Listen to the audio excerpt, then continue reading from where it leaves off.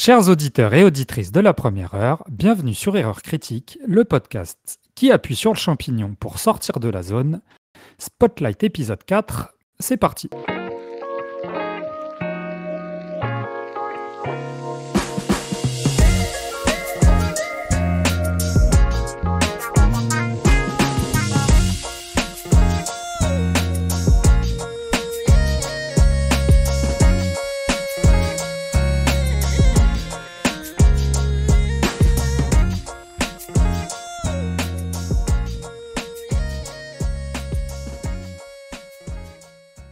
Au programme de ce mois-ci, un nouveau jeu a décidé de perturber notre ligne éditoriale puisque deux d'entre nous n'ont pas réussi à accrocher à Pacific Drive, jeu de craft et de survie dans un monde étrange teinté de science-fiction, et n'ont donc pas enclenché la deuxième pour poursuivre l'aventure.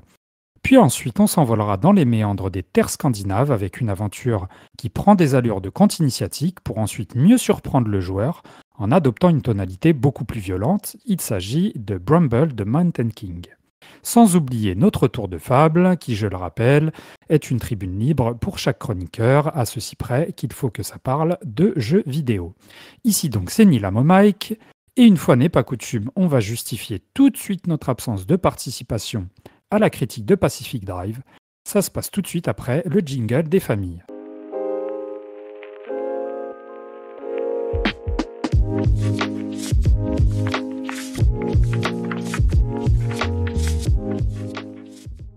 Pacific Drive, jeu développé par le studio Ironwood et édité par Kepler Interactive, sorti le 22 février dernier. Donc notre première prise de parole, elle sera liée non pas à un avis critique, mais vous allez entendre moi-même et Dave expliquer en fait en quoi Pacific Drive nous est un peu tombé des mains. Alors la formulation est peut-être un peu forte, mais l'idée c'est de prendre un peu la parole avant nos deux comparses, Lucho et Yann, que vous retrouverez un petit peu plus tard à la suite de justement de notre explication. Voilà, nous, il nous semblait important par rapport à la ligne éditoriale du podcast et à ce qu'on veut développer autour de la critique, même si, je me répète, mais notre rapport à la critique, il est en phase de construction perpétuelle. Donc voilà, c'est pas forcément quelque chose qui est arrêté et gravé dans le marbre, mais on a quand même voilà, une éthique à ce niveau-là, donc on n'a pas forcément envie de développer des arguments outre mesure, sachant que Dave pourra dire de son côté combien de temps il y a joué, mais moi j'y ai joué 6 à 7 heures, et je pense que ce n'est pas nécessaire d'en faire une critique à proprement parler. Donc, Pacific Drive, rapidement, ça raconte quoi? Vous incarnez quelqu'un qui est arrivé dans une espèce de zone. Il y a eu des expériences dans les années 50, et en fait, cette zone, elle a été interdite pendant de nombreuses décennies. Et aujourd'hui, le gouvernement a décidé de lever un peu le mystère, et vous atterrissez un peu, vous faites partie de ces personnes qui peuvent comme ça explorer la zone. Et en gros, vous accumulez des ressources pour fabriquer une voiture pour pouvoir justement explorer. Donc c'est une phase un peu où vous êtes à mi-temps en voiture et on va dire même les 3/4 du temps en voiture et le reste à pied. Quand il s'agit de récolter des ressources ou d'aller effectuer des objectifs pour mener à bien votre mission. Donc, Dave, je vais te laisser t'exprimer dans un premier temps. C'est vrai que c'est un peu particulier parce que quand tu m'as dit au tout début, toi, que voilà, le jeu t'était un peu tombé des mains à 2-3 heures, moi, tout de suite, je t'ai dit, voilà, bon, ok, il n'y a pas de souci, tu peux prendre la parole, on est là quand même aussi pour s'exprimer, c'est un peu le but et formuler un discours, mais tout de suite, je t'ai arrêté et je me suis moi-même inclus dans la boucle en disant, bah voilà, on va essayer, on va dire aux gens pourquoi nous, ça nous est tombé des mains, mais on va pas forcément rentrer plus en avant dans la démarche critique, celle qu'on fait habituellement, quoi. Tu vois ce que je veux dire? Ah ouais, tout à fait. Moi, le jeu, j'en ai moins que toi. J'ai 3-4 heures de jeu. Ouais. Il faut savoir, c'est que moi, les jeux de survie, je crois que j'ai pas le souvenir d'en avoir fait. Je crois que j'en ai fait aucun. Mhm. Je pense que Pacific Drive, c'est pas forcément la meilleure porte d'entrée pour s'essayer aux jeux de survie. Déjà, enfin, c'est dur, quoi. Je veux dire, c'est surchargé en menu. Oui. Moi, j'ai déjà, ouais, c'est surchargé. Il faut regarder plein de choses à voir. Il y a beaucoup de choses à faire pour récupérer un objet, pour monter le truc. Je trouve que c'était galère, c'était chiant. Il y a du craft, trop de craft. Moi, j'ai rien contre craft. Moi, j'ai déjà fait des jeux, tu peux crafter un petit peu. Ça, c'est pas. Mais là, je trouve qu'il y en a beaucoup. Et puis, c'est que c'est très répétitif. C'est une boucle qui est ultra répétitive, avec très vite une lassitude qui s'est installée. Non, je disais que la boucle de gameplay, elle est inhérente aux jeux vidéo. Donc, Bien sûr. moi, Et l'aspect je vais la trouver très répétitif, répétitive, en fait. Celle-ci m'a ouais, vraiment fait l'impression que. c'est pas tant ça, moi, qui m'a fait décrocher un peu de la manette. Après, effectivement, comme tu le soulignais, toi comme moi, on n'est pas adepte de ce genre de jeu avec un aspect un peu survie et une espèce Ouais. de boucle de gameplay qui s'oriente du côté du loot et du craft. Et c'est vrai que Pacific Drive, moi, j'en avais entendu parler parce que j'avais vu juste un trailer, mais je ne savais pas que son gameplay s'axait autour de ça. Moi non Et plus, j'ai été, pareil. j'ai été, j'ai été assez étonné en fait de l'orientation voilà, dans les 2, 3 premières heures. Et je me suis dit oula. Je me suis dit oula parce que c'est vrai que moi, avec les années, j'ai plutôt tendance à dire que je deviens un joueur qui justement veut s'abstenir de surcouches de menus où en fait dès les premiers instants dans Pacific Drive tu t'y perds. Ah non, Euh, c'est clair. T'es voilà. perdu. Et Ah, du t'es perdu. coup, moi, un visuel, un écran un peu, voilà, très chargé en ATB avec des informations de ci, de là, mais quand même, je veux dire, qui te. Surcharge. Ouais, et puis ça me fait penser un peu aux notifications de mon téléphone, c'est-à-dire il y a partout, il se passe des trucs Oui, partout, c'est vrai. tu vois. Ouais. Donc du coup, ça plus le menu qui est quand même, qui est assez bien foutu par ailleurs, mais qui est quand même surchargé. Moi, tout de suite, ça me frustre. Alors Je après, pense que l'introduction, le jeu, je pense il te fait pas de cadeau. non, il te fait C'est-à-dire, pas de cadeau. il faut rentrer dedans. Comme tu disais, voilà, euh, pas austère, mais les menus comme ça, ta voiture, je veux dire, franchement, la voiture qui avance pas. Que après, j'imagine que plus tard, moi, j'ai pas été jusque-là, mais tu peux te créer un bolide qui va, j'imagine, plus vite. Probablement, ouais. Probablement. Mais c'est surtout, c'est que moi, en fait, c'est que j'ai jamais trouvé le jeu fun. Ouais. Je me suis fait chier. Ah. Et ça, c'est énorme Bah parce oui, que non, non, mais je, Ah, je me suis fait chier comme un rat mort parce que t'es là, t'as ta bagnole, franchement, alors, tu dois récupérer des trucs. Moi, je m'en fichais complètement. Ouais, ouais, je T'as une, comprends. t'as une histoire qui est racontée. Alors, ça aussi, c'est un souci. C'est que, le problème, c'est que l'histoire, en fait, les gens te parlent par radio pendant que tu Ouais, conduis. ouais, Donc, en fait, tu dois faire un double effort. Tu ouais, dois lire les sous-titres en minuscules, tu dois ouais. conduire. Hmm. Tu fais, Absolument. mais ah, ça, c'est compliqué. Bon, du coup, Absolument. Bah, t'écoutes rien. bah ouais, c'est C'est vrai ça que, le. il y a une dissonance aussi à ce niveau-là parce que tu n'arrives pas trop à suivre. Alors moi, du coup, j'ai arrêté ma voiture au moment où Hmm. je devais lire parce que moi, l'histoire m'intéresse. C'est vrai que c'est ce que je disais à Lucho, c'est qu'il y a en fait, j'aimerais l'aimer ce jeu, mais comme toi, l'accumulation de ressources qui casse continuellement. Mais ça, après, ça fait partie du genre, hein, je dis pas, hein, Hmm. et qui casse continuellement cette progression en avant, surtout pour construire des voitures qui, moi, ne sont pas, enfin, je veux dire, les voitures dans la vie de tous les jours.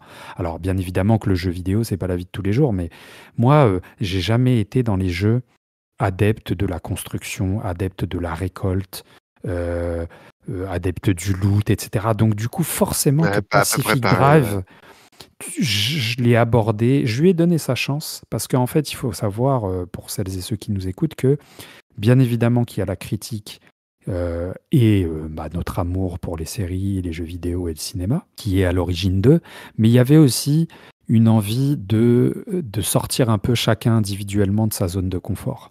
Et du coup, moi, les 2, 3 premières heures de Pacific Drive, je me suis dit, oula, en fait, je me suis dit, comme toi, ça va être compliqué. Mais il y avait quand même un truc qui m'accrochait. Moi, j'adore cette espèce d'ambiance de solitude et de fin du Ah, monde qui s'en mais dégage, tu vois. le jeu me fait un peu peur, hein. Moi, j'étais pas à l'aise quand je jouais à ce jeu. Ouais, Moi, il y a un truc qui accroche, tu vois. je Visuellement, il y a des l'ai. images fortes, il y a un truc qui se passe. Moi, j'ai toujours ce sentiment ouais, tu l'as de solitude, mais si tu parles par radio, mais que tu es dans la nature un peu hostile, tu as des trucs Ouais. qui se passent, t'as des trucs et il fait nuit, mais j'étais pas rassuré. Mais ça, j'ai trouvé que ça marchait bien, ça marchait bien. Comme tu disais, voilà, l'ambiance, l'environnement qui est là. Mais après, c'est tout le reste qui, pour moi, Ouais. va pas. Non, non, mais et puis c'est vrai que voilà, je veux dire, tu vas au cinéma, tu payes ta place, tout ça, tu vas voir un film. Mhm, Bon, le film, au pire du pire, moi, là, le film le plus long que j'ai été voir au cinéma, Grand bien m'en fasse, c'est un film que j'ai adoré, mais il durait 4 heures, tu vois, mhm, avec une pause de 2 heures, une sorte d'entracte. Mais je veux dire par là, ça reste 4 heures, mais après, c'est terminé. Tandis que là, le fait est que bah, si ça te tombe des mains encore au bout de allez, 3, 4, 5, 6 heures, parce que moi j'ai poussé le bouchon quand même jusqu'à 6 ou 7 heures de jeu, et que là tu te dis que tu y arrives pas, bah je ouais, veux ça sert à dire, rien de forcer. bah oui, et même Il faut moi pas qui forcer, suis hein. un peu dans un idéal de, voilà, j'aime bien qu'on finisse les jeux avant d'en parler, tu vois. C'est pour ça d'ailleurs que là, on fait un truc un peu à part de la critique de Lucho et Yann. Mais c'est vrai qu'à un moment donné, même si je veux sortir de ma zone de confort, euh, bah, bon, il y a un truc qui est de l'ordre de la logique et tu vois, au bout d'un moment, tu te dis non, ça sert à rien Ouais, et tu sais que, que bah, des événements comme parce que ça, t'es il va pas, tu tout vois, c'est pas ton taf non s'en plus, passer. quoi, tu vois. Non, non. Et puis tu sais que tu as des événements euh, aussi comme ça ça va se reproduire. Tu vas faire un net, faire un jeu, je vais faire un jeu, ou que ce soit Lucho ou Yann, et puis ça va leur tomber des mains parce qu'il faut dire, bah non, mais là, c'est pas possible, je vais pas me forcer, mais je peux en parler suffisamment. Comme nous, on fait, tu sais, 3-14, on peut en parler, euh, dire pourquoi, voilà, et on a lâché le Hmm. jeu. Bon, bah écoute, merci Dave, hein, de toute façon, c'est un Bah, rendez-vous manqué, hein, pas mais de quoi, hein. peut-être que pour le mois prochain et pour les jeux qui sont au programme du mois prochain, ce sera mieux. Ouais, Bah écoute, peut-être. je te remercie. Bah, je te Pas de remercie. Et rien. puis de toute façon, on se retrouve tout à l'heure pour Bramble, de Mountain King. Ouais, Dont on a tous fait, là, pour le coup, on l'a tous fini, donc on pourra être là pour en parler tous ensemble. ouais, c'est vrai, voilà. Et puis bah maintenant, ça va être l'heure de la critique du jeu en question. Et on se retrouve avec Lucho et Yann tout de suite après le jingle que voici.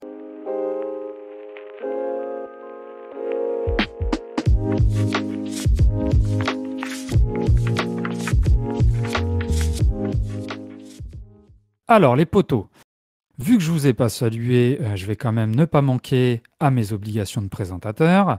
Donc j'accueille pour intervenir sur la critique à proprement parler de Pacific Drive, l'ami Lucho, pour causer du jeu en question. Comment ça va l'ami? Bah, ça va très bien, Ouais, tranquillement. tranquillement, oui. Ok. Et on a aussi la présence du Rennais Yannou. Comment il va l'ami Yannou? Bah ça va, ça va, ça va. Je suis un petit peu exilé là parce qu'on m'a envoyé au Mans. Mais bon, ça va. Dans 2 jours, je rentre chez moi, quoi. Dans les terres des rillettes. Ouais, c'est ça. Enfin, c'est Au petit-déj, il y a de café. chez nous en D'accord. Bretagne, on appelle ça l'outre-monde. Mais voilà. Genre le Alors, je breton qui salue au ça. passage ma sœur hein, qui est du côté de la région du Mans. Donc voilà, dédicace qui nous écoute quand même, qui est une fidèle Ah, auditrice. cool. Donc Hmm. je la salue au passage, Yéyé, hein, si tu nous écoutes, bisous à toi. Donc les poteaux Pacific Drive. Donc vous avez entendu hein, notre prise de parole à Dave et moi. C'est vrai que depuis qu'on fait le podcast, il y a eu des jeux comme ça hein, qui nous ont un peu mis des petits bâtons dans les roues de l'exercice de notre activité favorite qui est la critique. Hein. Je repense notamment à Starfield, là, dont j'ai promis qu'il reviendrait sous une forme ou sous une autre. C'est pas nécessaire. Chut! On sait jamais Non, s'il y a une révolution. on ne dit rien, on laisse l'animateur faire sa petite ligne édito, monsieur Lucho. Et puis on avait aussi, mince, le Metroidvania, je l'ai plus en tête. Laika. Le bateau, là. Laika, pardon, Laika Age Mm. True Blood, voilà. Qui reviendra aussi. Alors bien évidemment, que ce soit pour des raisons de difficulté, pour des raisons de cœur de gameplay, bah voilà, il se peut que des gens comme Dave et moi n'arrivent pas à accrocher à une dynamique, à une proposition. Et c'est vrai que, comme je le disais, autant sur un film de cinéma, on peut se dire que voilà, 2 heures durant, on peut essayer de prendre son mal en patience et de dire et de souffrir un petit peu. Autant, même si moi j'ai essayé de donner la chance plus qu'il n'en fallait à Pacific Drive, qui n'est clairement pas mon type de jeu à la base, il y a un moment donné où il y a une réalité qui nous rattrape. Mais je crois que Lucho, tu avais un petit point à rectifier par rapport à mon intervention sur Pacific Drive. Donc bah vas-y, je t'en prie, Oui, prends la parole. c'était sur l'aspect narratif, parce que dans ton introduction, tu mentionnes qu'on est là pour plus ou moins explorer et savoir ce qui s'est passé, tout ça, qu'on serait peut-être envoyé par le gouvernement, quelque chose comme ça. Et en fait, on ne sait pas ce qu'on fout là et on ne saura jamais. C'est clairement... Ouais, c'est assumé, en fait. d'accord. Au début, ça m'a un peu perturbé parce que quand même, tu peux te dire, bon, bah... pourquoi je me suis promené à côté de cette zone dangereuse et tout. Pourquoi cette voiture m'a choisi, parce que c'est plus ou moins ça, hein, c'est un objet qui a une conscience, on va dire, si on peut dire ça comme ça.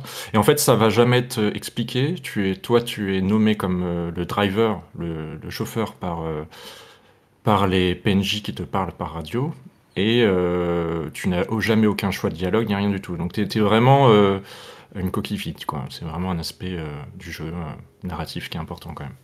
Et ce manque d'incarnation que tu soulignes, parce que dans certaines fictions et dans certaines œuvres, ça peut être un choix voulu, tu vois, pour des raisons esthétiques ou même pour des raisons de narration. Est-ce que toi, c'est quelque chose qui t'a dérangé dans la proposition globale de Pacific Drive, ou est-ce que c'est plutôt quelque chose qui rentre en cohérence avec l'univers du jeu? En fait, je pense que je pense qu'il y a cet aspect-là parce que l'important c'est la voiture au final. Et du coup, je pense qu'ils n'ont pas voulu que tu sois trop incarné en tant que personnage pour plus t'immerger dans l'aspect t'es en lien avec cette voiture et en fait dans le jeu la voiture c'est ta protection, c'est ton armure, c'est ton véhicule, c'est un peu tout. Et c'est vraiment le point central du jeu, du gameplay, même de l'histoire, parce qu'au final, tu dois amener la voiture à certains points pour faire des expériences et pour essayer de comprendre ce qui se passe. En fait, la voiture fait partie des anomalies qui ont des sortes de capacités, on ne sait pas trop pourquoi, et tu es en lien, en dialogue avec des chercheurs qui, eux, étudient ça depuis des dizaines d'années, qui sont bloqués dans cette zone. Donc c'est vraiment l'élément narratif principal, et du coup, je pense que c'est volontaire de ce point de vue-là, quoi, que tu sois concentré sur le véhicule.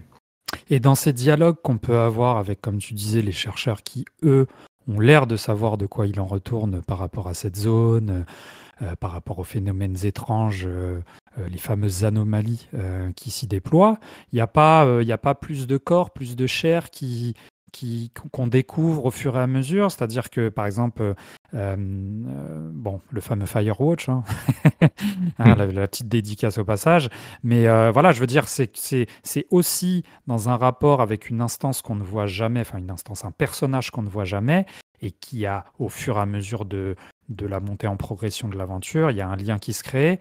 Là, il n'y a pas ça, on ne retrouve pas ça, c'est-à-dire vraiment, le jeu veut te faire sentir que ton partenaire, c'est la voiture, quoi. C'est à la voiture avant tout, ce qui a du sens quand même, parce que bah, la boucle de gameplay, elle tourne autour de comment réparer et construire ce véhicule-là, quoi.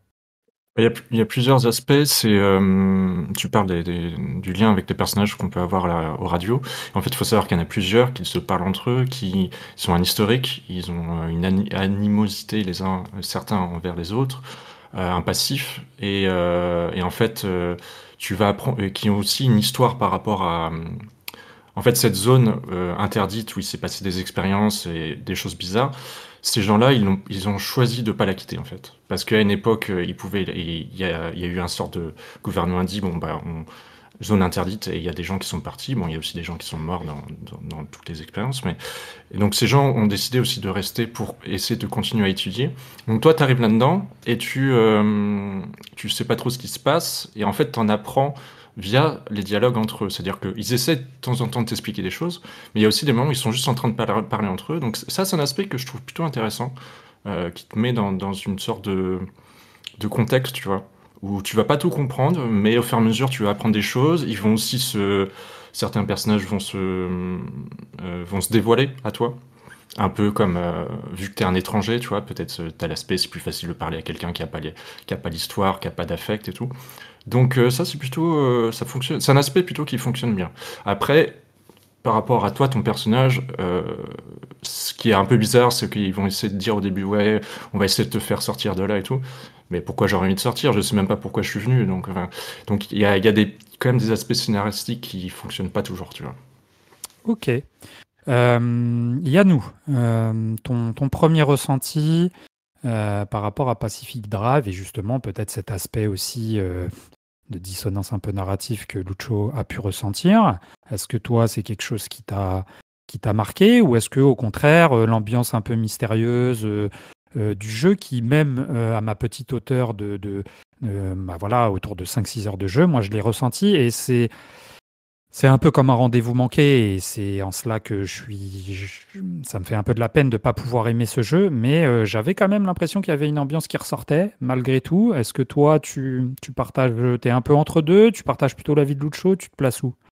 Ah bah, je pense que l'entre-deux, c'est exactement ça pour moi parce que je pense que c'est marrant parce que hein, c'est un des commentaires que j'ai vu 2 ou 3 fois parce que je me suis un peu amusé à regarder comme ce que les gens en pensaient en fait derrière. Après, fait mon opinion. Hein. Et il y a 2 ou 3 personnes qui ont dit ah c'est un jeu que j'aurais eu envie d'aimer. Et je suis un petit peu dans cette position-là parce que je vais pas dire que j'ai pas passé un moment. Il y a des moments effectivement, je suis entre Lucho et Dave pour ça parce qu'il y a des moments où effectivement je me disais ces scènes de dialogue entre les autres personnages étaient plutôt bien en fait quand tu découvres certains aspects du jeu. Tu as une vraie relation et un vrai truc narratif qui se défait, qui émerge.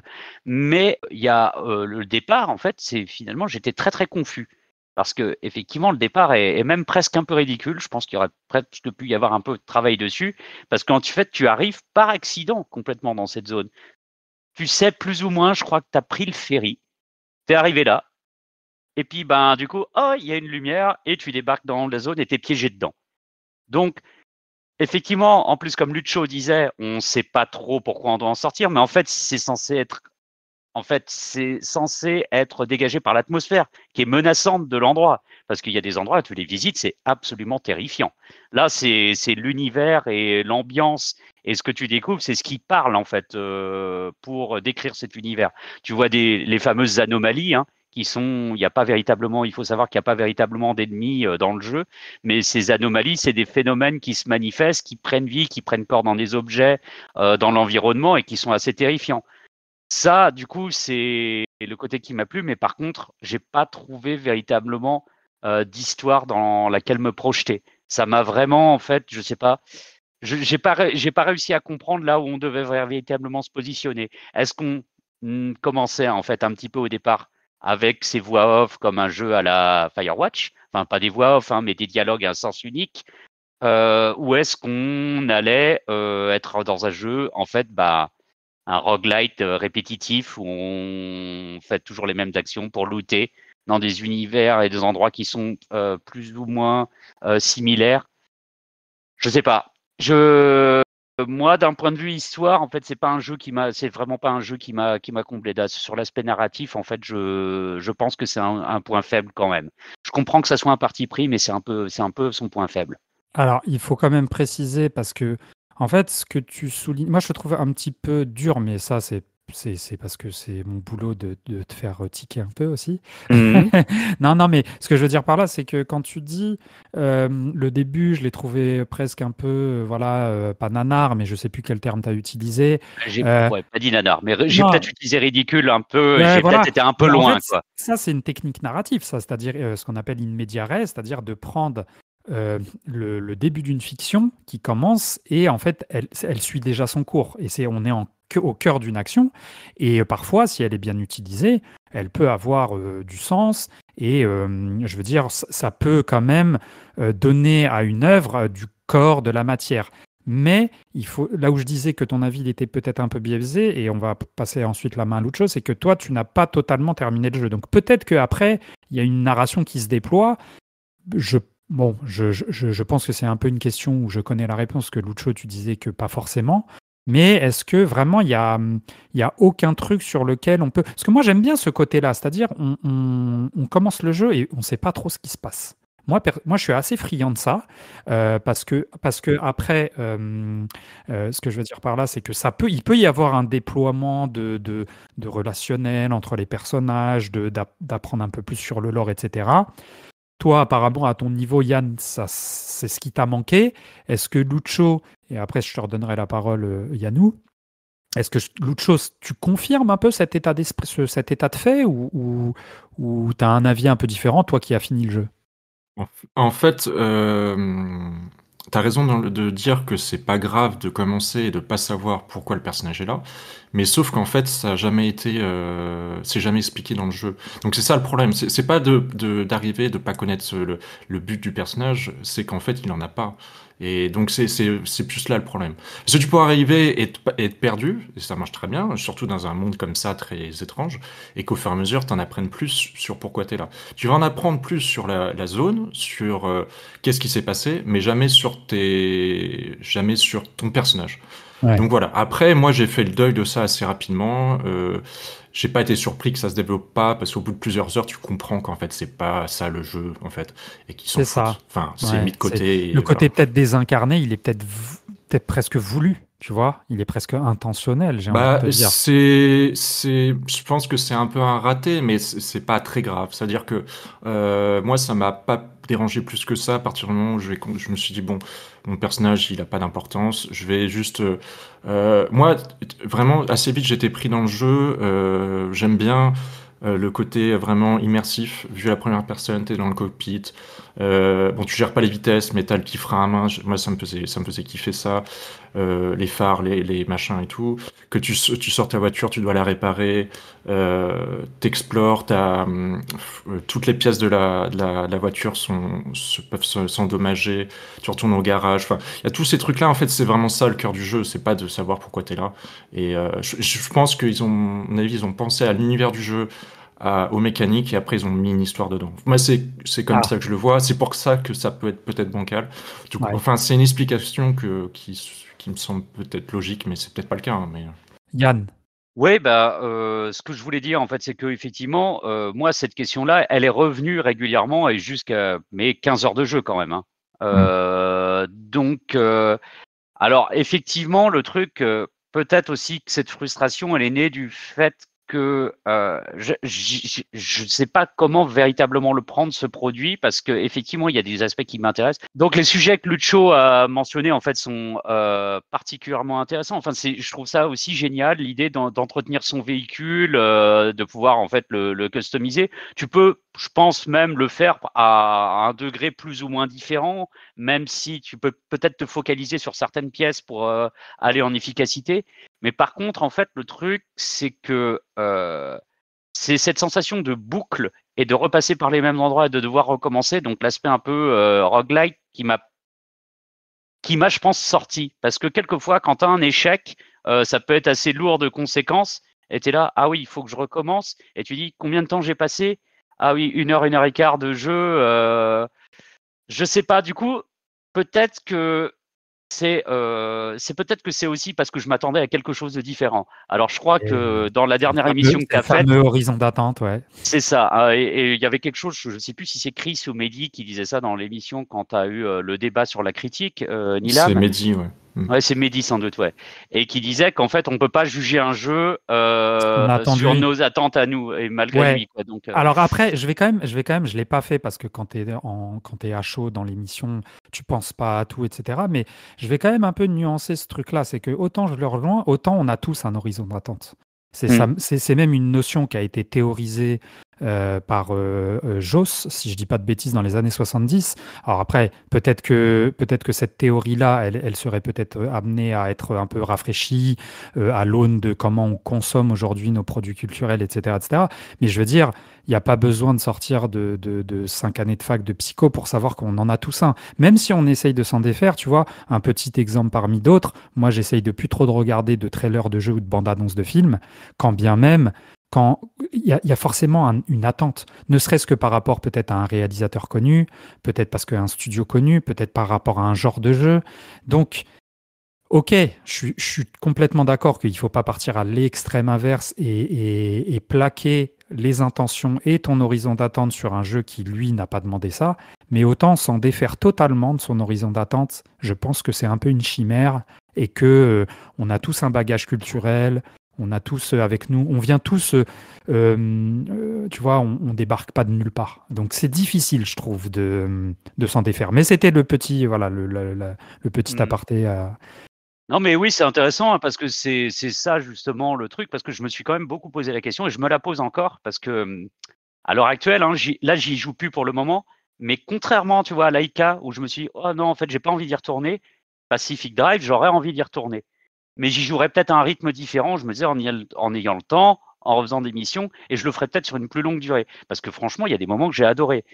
Mais par contre, le truc, c'est que pour finir sur ces attentes, je me suis rendu compte que finalement, mais oui, mais en fait, le truc qui m'avait accroché, c'est quand j'avais vu dans les descriptions, dans des articles un peu partout, ça serait un road trip. Et pour moi, c'est pas vraiment un road trip à cause de cet aspect boucle où on revient tout le temps au garage pour modifier son véhicule. C'est-à-dire que c'est vraiment qu'on doit réussir à faire les plus grandes boucles pour arriver jusqu'à la fin. Mais en fait, c'est un trajet un peu en spirale. Et j'ai trouvé que je me suis rendu compte, ah ouais, mais ce dont j'aurais eu envie, peut-être, en fait, c'est ce que j'avais un peu imaginé, c'était une traversée de cette grande forêt. Mais voilà qu'on devrait peut-être s'arrêter dans des endroits pour justement, je savais pas trop ce qu'on ferait, mais réparer son véhicule ou trouver des moyens de survivre, mais qu'on continuerait. Et je pense que ça m'a perturbé, en fait. Ouais. Et juste, je voulais, excuse-moi, Lucho, je te repasse tout de suite la parole, mais je voulais juste rajouter que effectivement, je te rejoins un petit peu. Parce que moi qui ne suis pas très adepte du loot ou du craft, etc., je trouvais que ça cassait. Alors je ne sais pas si c'est parce que c'est vraiment le genre qui est inhérent et qui est construit comme ça, ou c'est parce que c'est Pacific Drive qui décide de dasher son rythme. Et c'est vrai que moi, à chaque fois que je me lançais dans une run, dès que je voyais un véhicule sur le bas-côté, je me dis alors attends, j'ai deux choix. Soit je continue, soit je m'arrête pour détruire la caisse et donc looter, mais j'avais pas envie de ça. Et donc du coup, à chaque fois, dans mon esprit, il y avait ce dilemme 2. Et quand ce dilemme, il vient au bout de la 50e fois, parce que tu as vu 50 voitures sur le bas-côté, bah, tu te lasses. Ouais, Lucho, tu voulais rebondir. Ouais, sur l'aspect roguelike, parce que clairement, c'est un aspect important du jeu qui a un peu perturbé Yann et toi aussi, du coup. En fait, c'est vrai qu'ils en avaient. Autant le craft, si tu avais regardé des vidéos, tu savais qu'il y en avait, que tu devais réparer et tout. L'aspect rock, j'ai pas l'impression qu'ils avaient trop communiqué dessus. Et au départ, c'est vrai que tu dis, ah, mais ça aurait pu être pas mal peut-être d'avoir un open world ou un peu différent. Et en fait, je me suis rendu compte que de mon point de vue, ça fonctionnait. C'est qu'il est pas très punitif. Il est très généreux en loot. Et même quand tu perds, c'est-à-dire que tu es dans une zone et que ta voiture est détruite ou ton personnage est trop affaibli, tu retournes au garage et en fait, mais en fait le jeu n'explique pas bien. Mais si tu retournes à la zone que tu as perdue, il y a ta voiture qui est en carcasse, enfin qui est on appelle ça. Enfin, c'est une voiture détruite, mais tu as tout ton loot qui est encore dedans. Et en fait, du coup, moi, quand ça m'arrivait, je traçais, parce que tu peux tracer les zones, t'as pas besoin de passer 1 heure dans chaque petit recoin, et je traçais, récupérer mon matériel, mon matos, comme je l'aurais fait à l'époque sur Diablo 2, où tu perds ton personnage et tu retournes le looter, tu vois. Donc en fait, une fois que j'avais compris ça, c'était pas trop gênant et parce que je me dis c'est bizarre, je peux pas. L'aspect sauvegarde qu'ils ont fait du jeu est un peu étrange. Ça sauvegarde automatiquement quand tu quittes une zone ou quand tu retournes au garage, mais entre-temps tu peux pas sauvegarder. Et je me dis mais si je meurs, j'ai pas envie de perdre 2 heures de jeu, machin et tout. Et en fait pour moi tu perds pas parce que tu peux facilement retourner là où tu as perdu ton loot. Et quand tu reviens, tu as ce fameux euh, dumpster, je sais plus, poubelle magique qui va en fait te donner à chaque fois les pièces que tu as besoin pour repartir. Et donc en fait le jeu il est assez généreux je trouve de ce point de vue-là. Sinon, si je vais embrayer sur autre chose, c'est sur l'ambiance du jeu du coup, qui est vraiment, moi je trouve remarquable. Parce que comme Yann disait, il n'y a pas d'ennemis, mais en fait t'arrives dans des zones c'est l'étrangeté en fait qui prime. C'est-à-dire que t'as l'impression que t'es sur Terre, il y a de la végétation, des arbres, puis t'as des résidus de routes, de maisons, tu vois ces sortes de corps de mannequins, tu sais pas si c'était des humains ou pas, c'est un peu étrange. T'as ces objets qui ont des réactions quand tu t'approches d'eux et tout ça.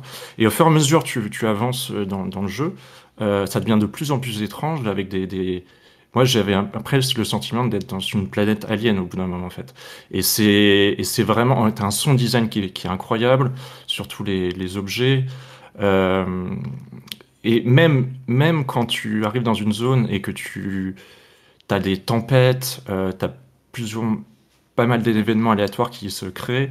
T'as même, au bout d'un certain temps, et le jeu t'explique pas pourquoi, t'as comme des capsules comme des trucs de satellite, je sais pas, qui arrivent sur ta zone. Soit tu le vois un truc qui explose au loin, tu dis bah, c'est quoi ça? Soit tu le vois sur un marqueur sur ta carte et t'y vas et en fait t'as du loot dedans et tu sais pas mais c'est quelqu'un qui t'envoie de l'aide. Enfin tu vois et ça va pas être expliqué mais il y a plein de trucs très mystérieux comme ça. Et par exemple, les mannequins, au départ, que vas te rendre compte que faut pas trop s'en approcher parce qu'ils explosent. Après, tu as des versions modifiées où c'est une main géante qui sort du sol avec des amalgames de corps et tout. Et enfin, vraiment, il y a des trucs très chelous. Et ça, c'est vraiment très cool. Ah, ça, effectivement, c'est vraiment ma partie préférée du jeu, hein. En plus, je sais pas si, enfin, tu as dû largement t'en rendre compte. Moi, ce que j'adore, c'est les moments où tu commences à avoir des intempéries. Ouais. Mais tu te demandes, tiens, c'est naturel ou pas? Parce qu'il y a des intempéries, il y a vraiment une météo, hein. Mais en fait, il y a des moments, ça dégénère, ou il y a des moments, ça s'entremêle avec autre chose. C'est vraiment génial. Et en plus de ça, comme tu le disais, il y a le son.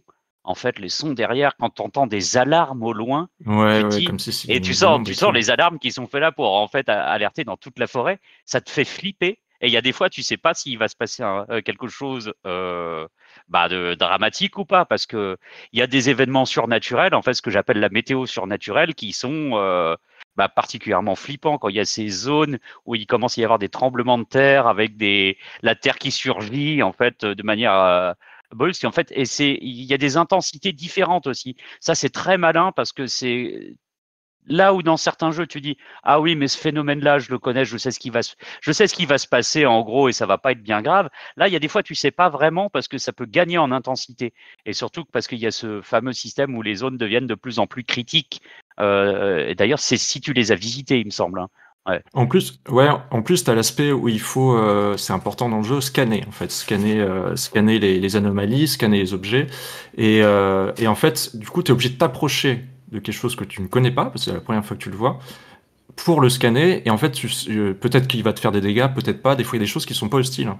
Et du coup, t'as toujours, la première fois que tu découvres une anomalie, t'es un peu intrigué, tu sais pas trop comment ça réagit et tout, et donc c'est assez cool, et il y a des trucs en effet où, enfin, il y a des pics qui sortent du sol et tout, tu fais oulala, c'est, Mhm. ça marche très bien, c'est vraiment très cool là-dessus. Après, c'est vrai que l'aspect scanner, en fait, il y a tout un aspect de construction du garage que moi, j'ai trouvé ça euh, assez limpide, mais parce que je me suis déjà fait avoir dans d'autres jeux, en fait.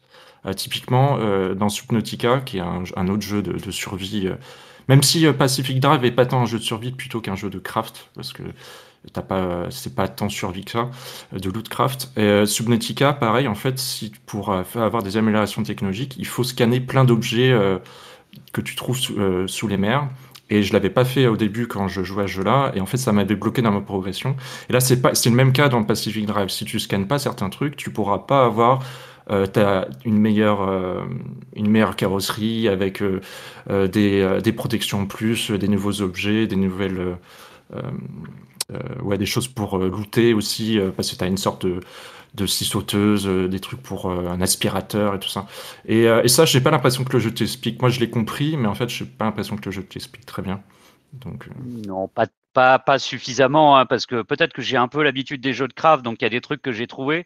Mais en fait, c'est marrant. Moi, je me suis dit que il y a pas mal de moments où je me baladais, j'avais pas vraiment envie de faire. C'est-à-dire que il y a plusieurs fois, hein, je me suis dit, je me suis retrouvé devant ces anomalies, je les ai observées, j'ai vécu, tu sais, la scène, mais en fait, je suis remonté dans ma voiture.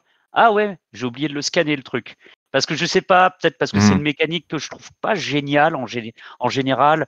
Les jeux on te demande de scanner des choses, je sais pas, je trouve que ça fait un peu artificiel. C'est pas facile à vraiment bien justifier. Et là, vu que le jeu n'a pas de, comment dire, bah, il y a pas de corps pour te dire que vraiment, bah tiens, c'est un processus et que tu scannes et qu'il y a vraiment, ça s'embraye dans l'histoire. En fait, je sais pas. Du coup, tu as plus envie je sais pas, fuir souvent, ou alors te méfier.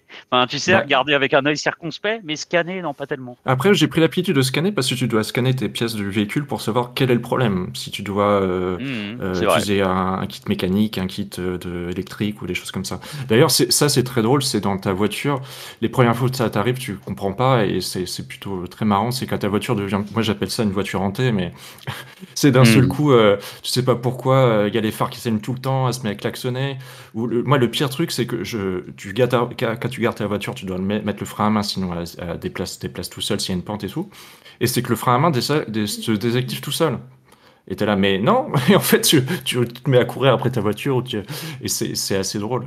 Et ça, tu comprends qu'en fait, enfin, c'est dans le garage que tu dois comprendre l'étape de pourquoi elle fait ça. C'est-à-dire que ça va être quand tu tournes à gauche, ça ouvre la porte arrière droite, ou si tu freines trop, ça allume le klaxon. Enfin, c'est des choses que tu dois comprendre pour pouvoir les réparer. Bon, c'est un peu bizarre, mais je trouve que ça marche bien dans l'ambiance, en fait. Pas facile à aborder, cela dit, hein, par contre. Hein. Non, clairement. Ouais. Moi, J'ai commencé à le réaliser projets... vers la fin et j'ai pas le truc de diagnostic est un peu lunaire. Hein. Ouais, moi j'ai utilisé les points d'ancrage pour brute forcer en fait. Le jeu te permet, tu sais, d'utiliser les points d'ancrage, les points d'énergie pour t'aiguiller dans les choix, parce qu'en effet il y a trop de possibilités. Quand t'as 5 anomalies en même temps sur ta voiture, t'es là, mais en fait je sais pas à quel moment ça fait quoi, et des fois ça peut être relou en fait. C'est une bonne idée qui peut être un peu chiante quoi.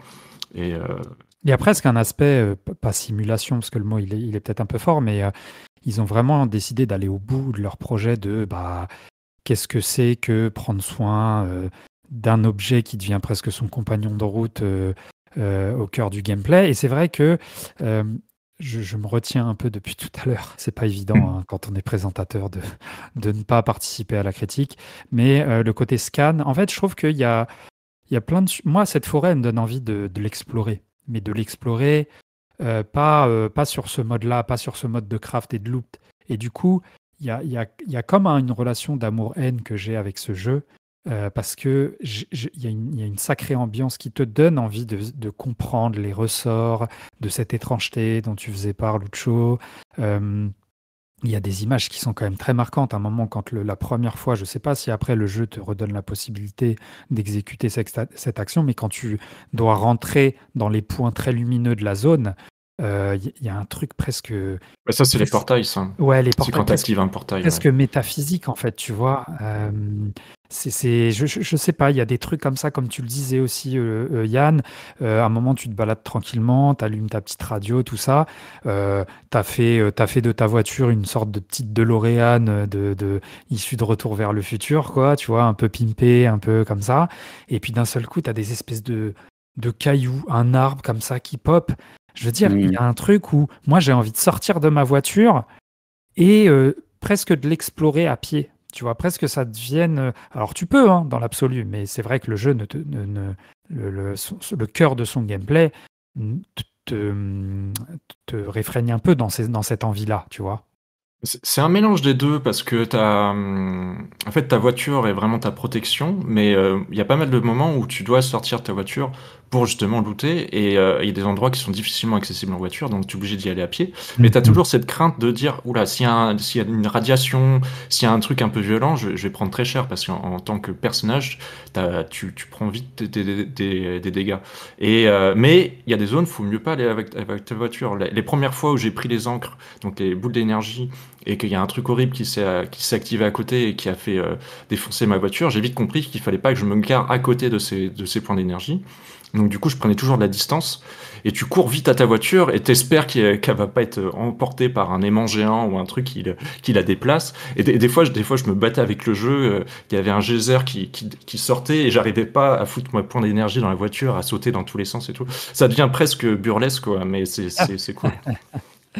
Ouais, mais c'est marrant parce qu'au tout début du jeu, alors je sais plus dans quoi, si c'est en scannant quelque chose ou si c'est lors d'un loading qu'on te donne ce conseil-là, mais on te dit dans Pacific Drive, il est conseillé quand même de sortir justement et d'aller explorer avec ta voiture les zones un peu comme ça.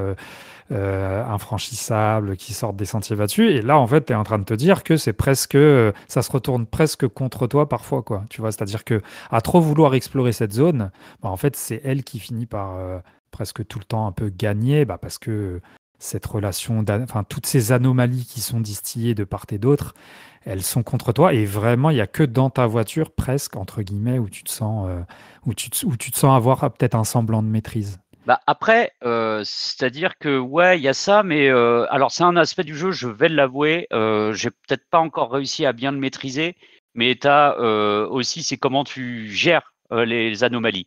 Parce que bon, tu en as pas mal, mais tu en as que tu peux, par exemple, tu peux les détourner leur attention avec des sources de lumière. Donc les fameuses fusées éclairantes, je pense que c'est ça un des plus gros schémas. Et c'est pas une mauvaise idée parce que du coup, tu vas voir, en fait, tu es à pied, tu vas explorer des, je sais pas, des maisons, des trucs, et tu t'aperçois qu'en fait, finalement, si tu peux survivre en état suffisamment prudent et malin, à partir du moment qu'il n'y a pas une méga giga tempête électronique ou voilà, je sais même pas comment les appeler, mais qui sont absolument terrifiantes, mais tu peux en fait réussir à survivre en étant suffisamment discret, en faisant pas certaines des bêtises qui, en fait, c'est-à-dire que j'ai l'impression qu'il y a quand même une connaissance des anomalies qui se développe et tu sais comment réagir autour. J'aime bien cet aspect-là, hein. Cet aspect-là est vraiment cool, hein.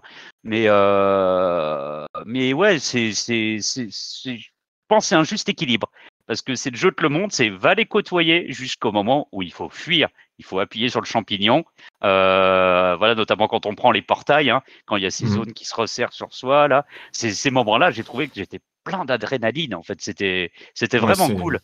c'est vraiment très cool, ce moment où ils empruntent ça au Battle Royale, quoi, et ça marche très bien. C'est-à-dire que t'as la zone qui se rétrécit, tu le vois sur ta carte. Alors, t'as plus ou moins de temps, ça va dépendre des fois des zones. Des fois, tu te rends compte que t'as du temps, donc tu peux y aller tranquille.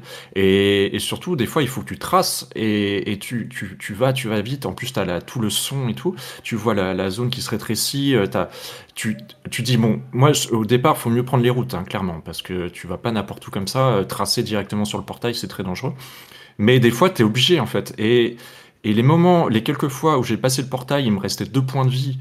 Et en fait, c'est hyper grisant. Ça marche super bien. T'as une tension qui est créée et t'es tellement content de revenir avec tout ce que t'as récupéré et d'avoir survécu, quoi.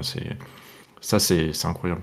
Et d'ailleurs, j'ai l'impression que, bon, je dis pas, il y a des fois tu peux te rater parce que ça m'est arrivé, mais le jeu te le permet de de ressentir ces moments-là sans que ça soit beaucoup trop difficile, hein. C'est pas Parce que trop par exemple, punitif. Ouais. c'est ça, hein, exactement, parce que t'es pas dans un roguelike où tu vas te dire, ah ouais, mais non, mais il va falloir que j'essaie 15 fois avant d'y arriver, hein. Ça, c'est quand même bien parce que ça permet de pas non plus trop tuer l'ambiance.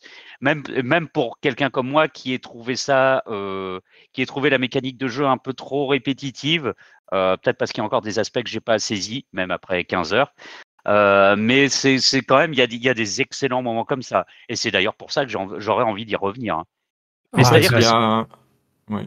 Non, en juste, fait, il y j'allais a. dire, en fait, Vas-y. je peux pas y jouer plus de 2 heures, en fait. En fait, Hmm. c'est ça le truc, 1 heure et demie, 2 heures, c'est déjà largement suffisant pour moi. Run En fait, après run, quoi. il y a un. Oui, ça peut jouer comme ça, clairement. Euh, je- c'est marrant parce que ce que tu dis sur le fait que le jeu est pas trop punitif, il te permet d'aller jusqu'au portail alors que tu es en mauvaise santé et tout. J'ai lu ça dans un article de Canard PC il y a pas longtemps. et c'est vrai que j'y avais pas réfléchi. Il y a beaucoup de jeux qui font en sorte que quand tu as une barre de santé, sur 100%, de 100 à, on va dire, 60, ça part très vite. Et après, Mm. c'est de plus en plus difficile de perdre des points de vie. Et je me suis retrouvé dans le jeu où j'avais 2 points de vie, et honnêtement, je suis resté en vie pendant, je sais pas, 20 secondes, ce qui est improbable. Normalement, j'aurais dû mourir. Et donc, le jeu te permet d'avoir cette tension, et en même temps, il te laisse le temps de quand même te courir jusqu'à ta voiture, parce qu'une fois que tu es dans la voiture, tu perds plus de points de vie comme ça. Ou même ta voiture qui est en mauvais état, mais qui continue à rouler, même si elle a une roue en moins. Et en fait, ils te mettent dans une tension, mais c'est pas hop, tu meurs et c'est fini, quoi. Oui, d'ailleurs, je me souviens d'un run que j'avais fini. En fait, c'était la panique totale. J'étais là sur la route, ça allait à gauche, à droite, ça dérapait. J'étais là. En fait, en pleine tension, il faut que j'arrive à truc. Et puis, je me disais, tiens, c'est bizarre, l'environnement est bizarre. Et en fait, en arrivant au garage, ah oui, mais tiens, il me manque une roue, en fait. Parce que j'avais perdu une des roues, en fait, en fuyant. Et, Ouais, mais c'est c'est. ça. Ouais, ça il y a vraiment des moments magiques comme ça, hein. Franchement. Eh ben, merci les gars pour votre critique sur Pacific Drive. Alors la vraie question maintenant de savoir, c'est est-ce que je vais dire comme Laika et Starfield, est-ce que c'est un jeu qui va revenir d'une façon ou d'une autre dans le podcast? Ça, on le sait pas, hein. Est-ce qu'on va Mhm. sortir de la zone ou pas? On verra d'ici quelques temps. Mais en tout cas, merci à Lucho et à Yann pour leur avis critique. Et puis d'une forêt à une autre, cette fois-ci un peu plus merveilleuse, celle-ci est moins terre à terre, moins ancrée dans du matériel. On va passer à notre autre jeu. Et on va accompagner Olé dans sa quête initiatique à la recherche de sa sœur. Et ça s'appelle Bramble de Mountain King.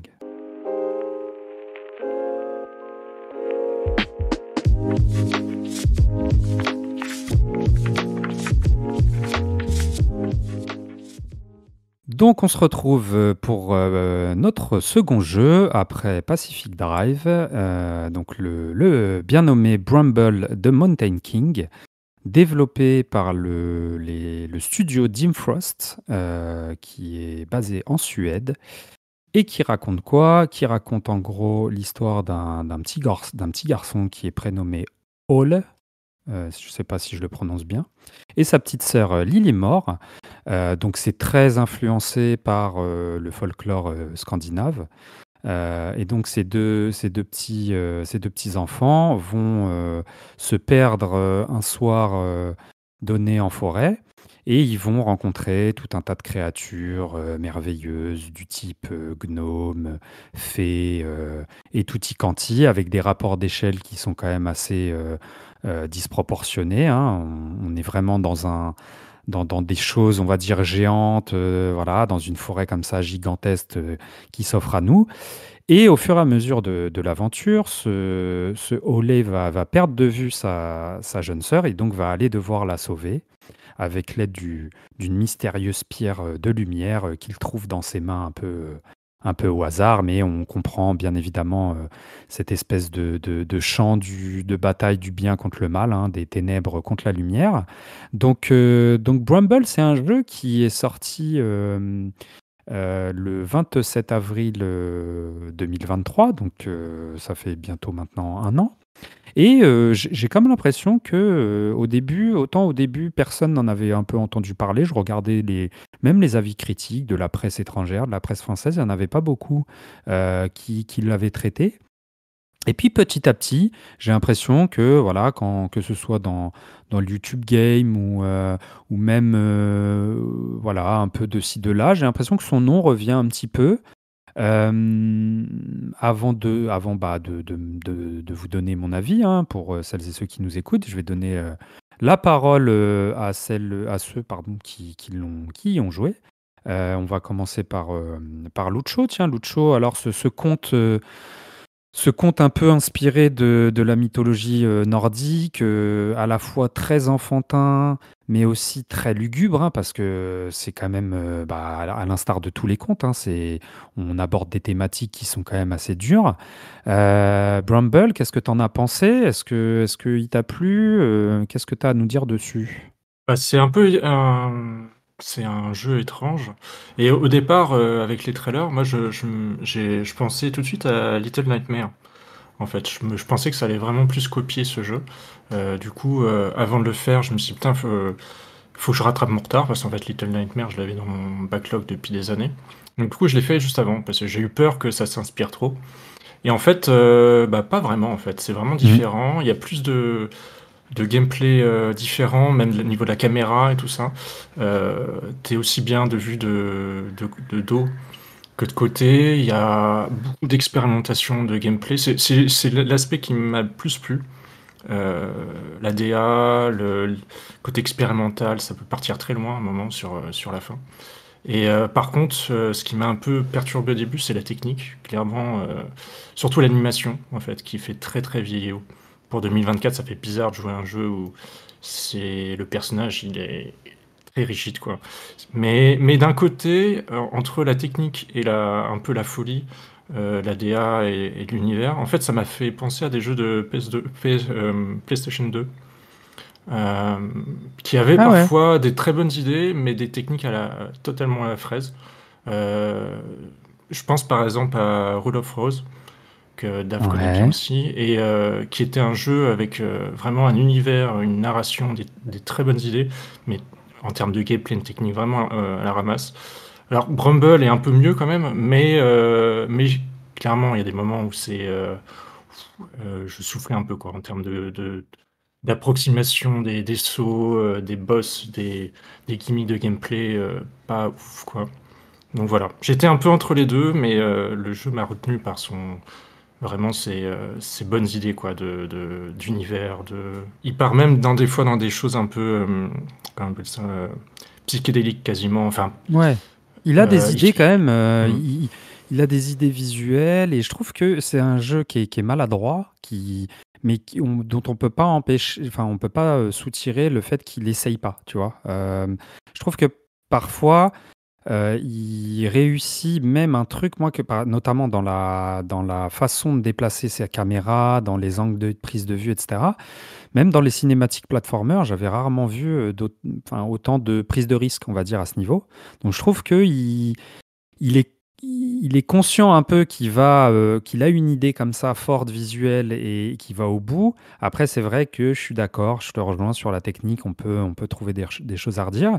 Dave, toi, est-ce que tu as été, pour un petit avis comme ça, un premier ressenti, est-ce que tu partages celui de Lucho, avec un peu plus mitigé, on va dire, notamment dans ce rapport avec la technique? En partie, je partage en partie l'avis de Lucho. Moi, le gameplay, je l'ai trouvé assez basique. Même des fois, pour moi, j'ai l'impression que c'était une sorte de walking simulator, entre guillemets. Le jeu, je découvre. Moi, je connaissais très peu de choses du jeu. Je l'avais juste vu en achat sur le PSN. J'avais juste vu la vignette du jeu et il a été proposé pour le podcast. Je l'ai découvert, je le mets en route. Je vois que c'est un conte. C'est tout mignon, c'est tout mimi. Et plus j'avance, et plus là on tombe dans quelque chose de lugubre, malsain. Et à un moment donné, j'ai l'impression que c'est comme si tu avais Del Toro et Ari Aster, ils s'étaient combinés ensemble pour faire un jeu. Parce qu'il y a des scènes quand même qui sont bien, bien. Ah ouais, Ouais. ça y va, bien quoi. C'est glauque, ouais. hardcore, c'est Il voilà. va, il Ouais, va au voilà. bout de son intention de conte macabre, ouais. Mm. De contes très macabres. J'ai beaucoup aimé, moi, les positionnements de la caméra qui apportent, comme vous le soulignez, ce côté avec la peur, où des fois, à un moment donné, on arrive dans un village et on voit une personne au loin qui va être un futur boss. Et elle est au loin, elle apparaît comme ça. C'est des trucs comme ça pendant tout le jeu, moi j'étais, des fois, même si j'étais beau, tu sais, j'essayais de courir avec mon personnage parce que j'étais un peu mal à l'aise. Et ce sentiment-là, il était fort. Après, dans le jeu, il y a des passages de gameplay que j'ai trouvé chiants, Ok. que j'ai pas du tout trouvé intéressants. Je suis pas loin de te rejoindre, mais bon, en tout cas, pour moi, il y a eu un souffle quand même qui l'a emporté sur tout le reste. Oui. Yann, ton ressenti? Alors, je suis un petit peu comme vous tous. J'ai eu peut-être 2 petits moments de frustration, des petites déceptions. C'est vrai que moi, pour la déception, en fait, le truc, c'est de voir l'animation du visage du gamin par moment. En fait, j'ai trouvé que ça me sortait un peu du truc parce que paraissait rigide, ça paraissait un peu faux, mais cela dit, malgré tous ces petits moments, j'ai quand même eu des moments où j'étais vraiment profondément immergé dans le jeu. En gros, même si le jeu paraît pas avoir une histoire vraiment construite, hein, je pense que c'est pas ça qu'on doit s'attendre, c'est un voyage au travers de scènes de rêves et de cauchemars. Alors il y a un peu il y a de la féerie, il y a des moments qui sont, comme le disait Dave, plus glauques, hein, mais ça, bon, je pense que c'est pour rendre hommage aux contes nordiques, aux contes de Grimm, hein, parce qu'à la base, les contes sont pas des histoires spécialement joyeuses. Hein, on voit que, en gros, s'aventurer dans les bois, dans les contes à l'origine, c'est quelque chose de parfaitement effrayant. Et je trouve que le jeu le rend bien. Oui. Ça m'a fait largement pardonner les petites scènes où effectivement le gameplay était pas top, mais malgré ce petit gameplay maladroit, j'ai trouvé qu'il y avait des choses qui étaient quand même pas mal. Moi, j'ai bien aimé dans l'ensemble, hein, malgré les défauts, les combats contre les boss. J'ai trouvé qu'il y en avait qui étaient plutôt intéressants. Peut-être un peu long parfois, parce que justement, en fait, le gameplay a ses limites, hein, mais j'ai quand même trouvé les idées intéressantes et j'ai trouvé que c'était quand même plutôt cohérent en termes de DA, en termes d'ambiance, et franchement, j'y ai joué sans trop de difficultés. Hein. Donc, Ouais. quand même un bon moment. Hein. Je vous rejoins un peu tous là. C'est vrai que on pourra lui reprocher certaines choses, mais en tout cas, j'aimerais qu'il y ait plus d'expérience de ce genre, c'est-à-dire des trucs qui sont peut-être un peu cabossés, un peu maladroites. Alors oui, on va rentrer là, chers auditeurs et auditrices, hein, on vous le dit, là, on va rentrer pleinement dans les détails, dans l'analyse et la critique pure et dure. Donc c'est le moment où, si vous voulez pas vous faire spoiler, allez écouter nos autres podcasts et ça nous fera plaisir, hein, il n'y a pas de souci là-dessus.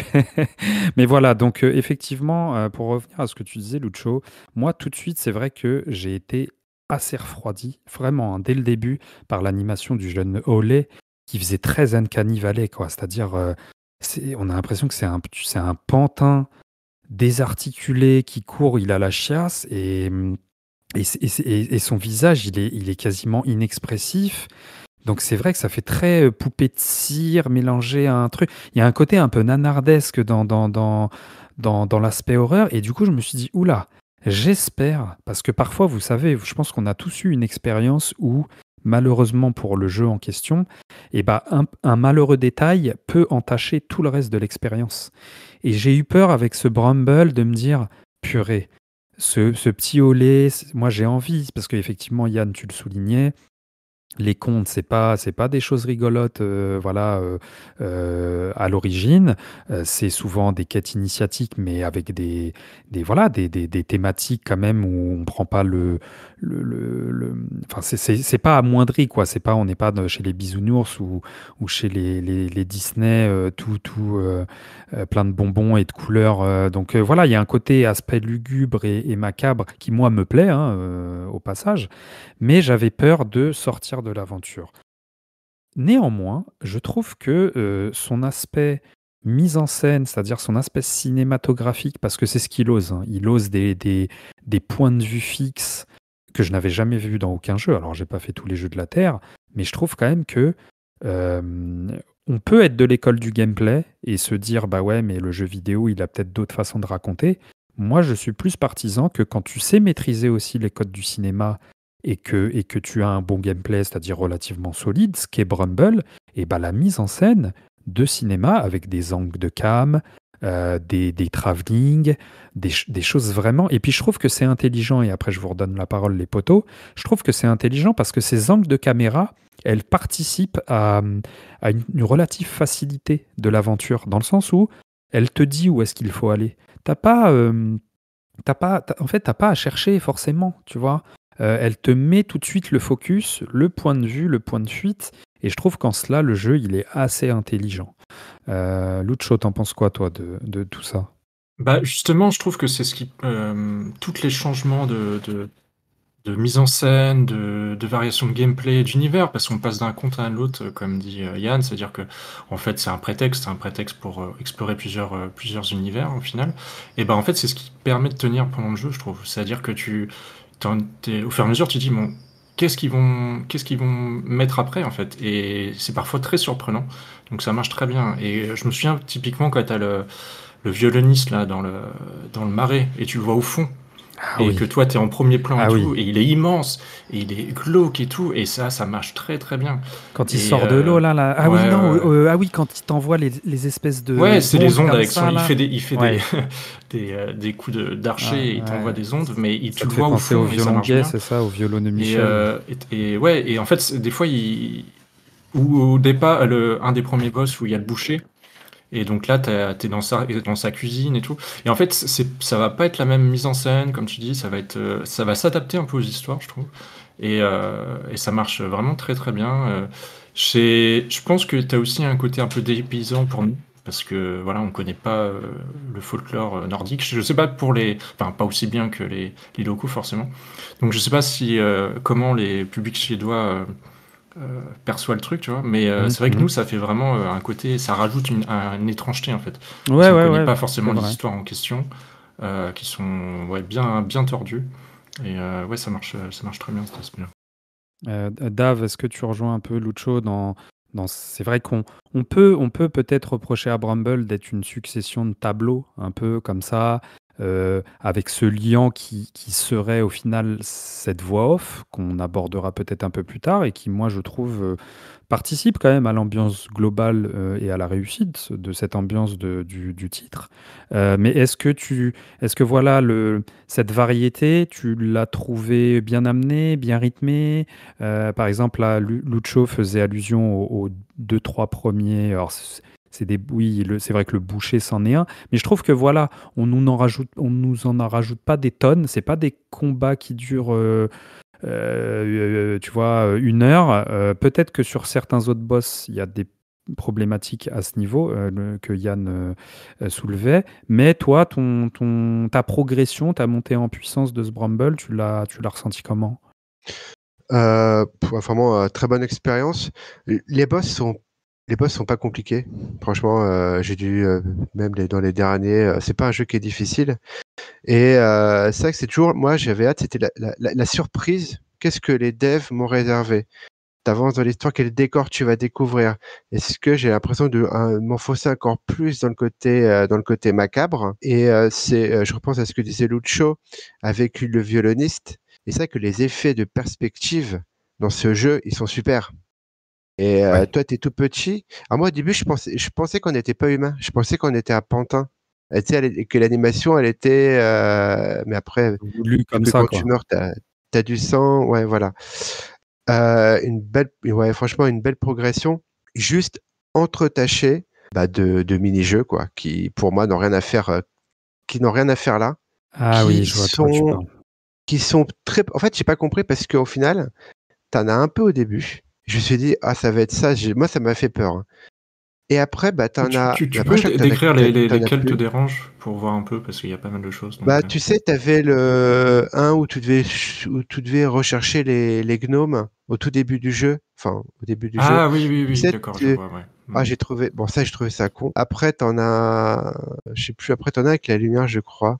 Est-ce que ça Et je me dis, participe pas un peu à l'ambiance, tu sais, un truc un peu, on te met sur une mauvaise piste, entre guillemets, en te disant que ça va être un conte un peu rigolo, un peu joyeux, que tout est un peu innocent, donc on te fait participer à un espèce de petit jeu où, oh, les petits gnomes, il faut les trouver. Donc, après, franchement, bon, oui, moi aussi, j'étais pas en transe devant ce mini-jeu, mais je trouve que à la lumière de ce qui se passe après, en fait, c'est plutôt bien amené, je trouve, parce que tu vois, t'as une espèce de faux semblant, une fausse tonalité qui s'instaure, et puis au final, parce que faut le dire quand même, Bramble, il a des images.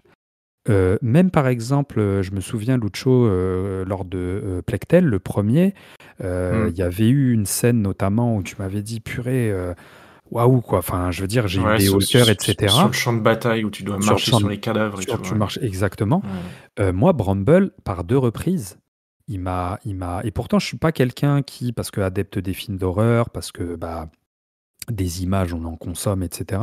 Et je suis pas quelqu'un qui se laisse facilement impressionner.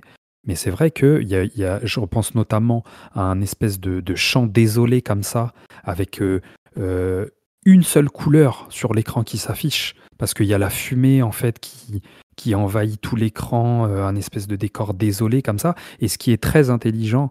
Et je trouve que Bramble, voilà, il a des petites idées comme ça. C'est que si tu sors un peu trop de ce qu'avait prévu le jeu, et ben en fait ton écran il y a de plus en plus de fumée. Et en gros, si tu sors totalement de là où le jeu, parce que c'est un jeu qui est assez dirigiste, hein, voire même très dirigiste, si tu Ouais, c'est sors, des et bah couloirs, du quand coup même. ouais, voilà, c'est du couloir, mais ton écran il se remplit de fumée. Et je trouve que c'est une façon intelligente de dire ton game over et que Coco, en fait, non, tu te trompes de chemin, c'est pas par là. Et je repense notamment aussi à une deuxième séquence qui est un peu plus vers la fin, où tu arrives dans une maison abandonnée, t'as juste ta petite pierre de lumière pour t'éclairer, et en fait, bah, il y a des cadavres qui sont suspendus, quoi. Ouais. Ça, Et c'est dans le moi, village avec ouais, les sortes de avec zombies et tout, les là. sortes de Mm. zombies, ouais, vers la fin. Mm. Et bah, je suis pas prêt, quoi. Et je trouve que, ok, j'entends quand tu dis que les mini-jeux, c'est pas trop ta tasse de thé, que t'avais peur qu'ils prennent cette dimension-là, mais au final, il la prend pas, tu vois? Non, ils la prennent pas, mais quand il y a celui avec les gnomes, moi de mémoire, on est quand même déjà pas mal. Enfin, on est dans le début, mais on a déjà vu on sent quand même que ça va pas être si féerique que ça. Et après, il y en a eu un peu d'autres un peu plus tard. Et après, il y en a plus. Et du coup, c'était bizarre. J'ai pas compris. J'ai dit, est-ce que les devs, ils assument pas trop de faire un jeu au final, parce que ton personnage, la plupart du temps, tu fais que marcher. Tu fais que marcher, tu sautes, hein, et tu combats, hormis les boss, que tu combats, des fois, tu les combats pas directement. Il y Et a je des petits savais pas puzzles aussi, trop. des fois, dans le jeu. Oui, oui, oui, des petits puzzles. Et je sais pas trop. Je dis, est-ce que ils ont peur que le joueur s'ennuie en proposant uniquement un personnage qui va marcher, sauter, mais avec un univers vraiment ultra travaillé, avec une ambiance très travaillée, et qu'ils ont incorporé les mini-jeux, ou comme tu le dis, Nilam, c'est de faire croire que c'était un petit jeu sympa, féerique, tout ça, et au final, non, on vous a trompé. Ah, Ouais, je suis plus de... Yann, tu en penses quoi? Moi, je pense très honnêtement que que c'est très conscient et qu'ils ont choisi de dire, OK, on part sur un conte, on va vous faire croire que c'est ça, et au final, on va assumer notre côté lugubre, macabre, voilà, d'une histoire qui s'envahit de plus en plus par les ténèbres, justifiée par ces espèces de livres qu'on peut trouver ponctuellement comme ça dans l'aventure. Yann, toi, tu penses quoi de tout ça? Bah, moi, je pense que clairement, ces mini-jeux, ils servent souvent en fait à donner une petite couche de l'histoire aussi ou à se mettre dans l'ambiance. Puisque clairement, en fait, hein, les gnomes, bon, on en a parlé pendant un quart d'heure. Effectivement, on a compris que c'est parce que c'était des petites créatures festives et joyeuses, et donc du coup, d'où le côté jeu. Mais moi, je pense au fameux puzzle aussi, où on a ce village qui est dévasté, et on sent qu'en fait, il y a des portes qui sont bloquées. Alors, mais pourquoi elles sont bloquées, ces portes? Elles semblent être bloquées par de la magie. Et en fait, on peut en déduire que les gens ont utilisé une forme d'alchimie pour essayer de barricader les portes et se protéger, en fait. Notamment parce qu'on voit que c'est dans des maisons qui recèlent de potions, et on doit justement utiliser l'alchimie pour résoudre ces puzzles. J'ai trouvé que c'était pas, moi ça m'a franchement pas gêné, ça contribuait à l'ambiance.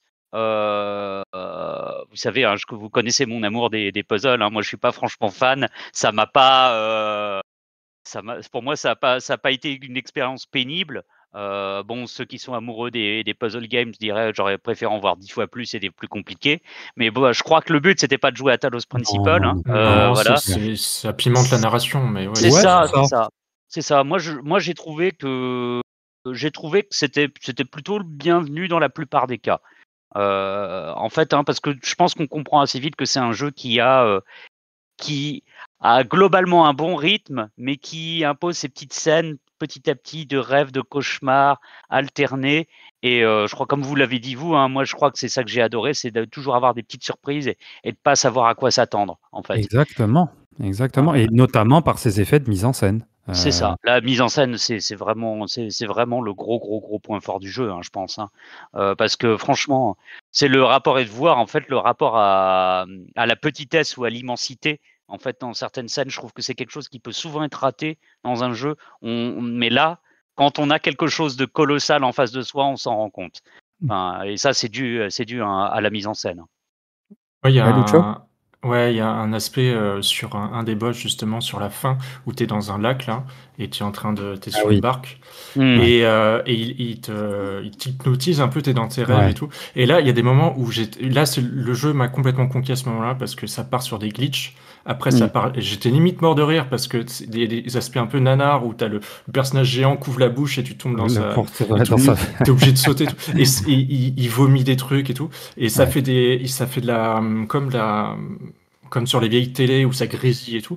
Et là, je me dis, waouh, trop bien. Enfin, ils sont partis à fond dans leur truc et là, vraiment, j'ai kiffé en fait. Bon, c'était déjà vers la fin du jeu, mais là, j'ai dit, ouais, ok, ils assument vraiment de partir dans un truc très expérimental et ça, je trouvais ça très très bien, quoi. Ouais. Et puis, je me souviens aussi, excuse-moi Yann, des moments où voilà, qui sont très gore et tout. Et en fait, le sang reste sur le visage de Olé.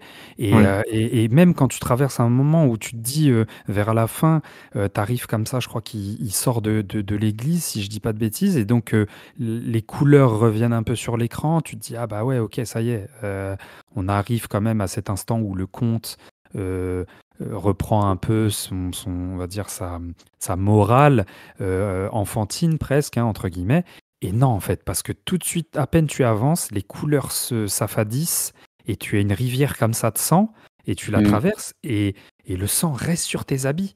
Et je trouve il y a une matérialité euh, qui justement comble un peu cette espèce d'animation pas très bien fournie par le personnage principal, hein, qui, franchement quand il court me fait plus rire qu'autre chose, mais tout cet enrobage, toute cette montée, comme tu disais Lucho, où voilà, il y a des moments où en fait ils ont une idée et ils y vont à fond, et ça, je trouve que c'est quand même plutôt bienvenu. Yann, tu voulais rajouter quelque chose? Bah, je ne sais plus, en fait, à vrai dire. Sur le coup, tu vois, j'étais captivé par ce que tu venais de dire, Merde. là. En fait. Merde. Non, mais oui, je suis d'accord. Bah, pour continuer, ouais, c'est moi la première fois que j'ai vu en fait son visage couvert de sang, ça m'a surpris. Il y a notamment une scène là où en fait, il a affronté en fait comment ça s'appelle vous savez, la créature qui se métamorphose là. En fait, Oui. il y a un Qui mot pour pourchasse, ça. là?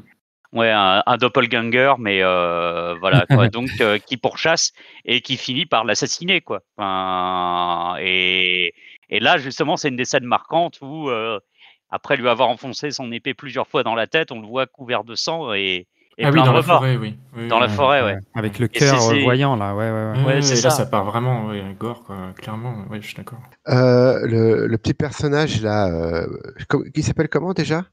Le Hall. Hall, personnage qu'on dirige? Ouais, Hall. O- O- Hall. Hall. En fait, Voilà. en y jouant, et bah, justement, avant que tu l'expliques, Yann, la scène où il tue le boss, et en plus, toi, t'as un QTE où tu appuies pour le tuer, mais tu te rends compte, moi j'ai appuyé, et en fait, tu sais que le jeu te dit pas, il n'y a pas une scène cinématique qui te dit, c'est terminé, tu peux arrêter d'appuyer. Tant Il que n'y a Hmm. pas de fin, tu ouais. tu fais, voilà, ça c'était. Ouais. Et en fait, le personnage de Hall, il est aussi cruel que les autres personnages. Parce Carrément. que Ouais. Ah, il massacre la il forêt, est, hein, carrément. Ouais. Il a envie de ouais, puis retrouver sa c'est sœur, pas, quoi. ouais, voilà, et puis il est prêt à tuer, il est prêt à, bah, comme on a pu le voir. Il y a des scènes, même s'il y a une scène où on a, il essaie de, elle est horrible cette scène là, avec la sorcière là, qui enlève les bébés pour, tu sais, le bébé noyé dans les marais, tout ça. Toi, tu crois que tu vas y arriver? Ah, il te montre le truc. Oh, j'étais sous le choc. J'ai fait, ouais, ils vont loin, ils vont jusqu'au bout de leurs idées. Moi, franchement, ouais, j'ai été conquis, quoi. Oui, il y a un aspect que j'aime bien mais ça vient, j'imagine, des histoires, des contes de base, mais c'est que quand tu lis le texte et tout ça, t'as pas mal de détails qui te permettent de comprendre comment ils sont devenus des monstres, en fait. C'est Hmm. Et ça. ça, je trouve ça super intéressant parce que Ouais. tu les humanises et en fait, tu comprends leur faille qui les a poussés à devenir des créatures maléfiques au final, et ça, c'est vraiment bien.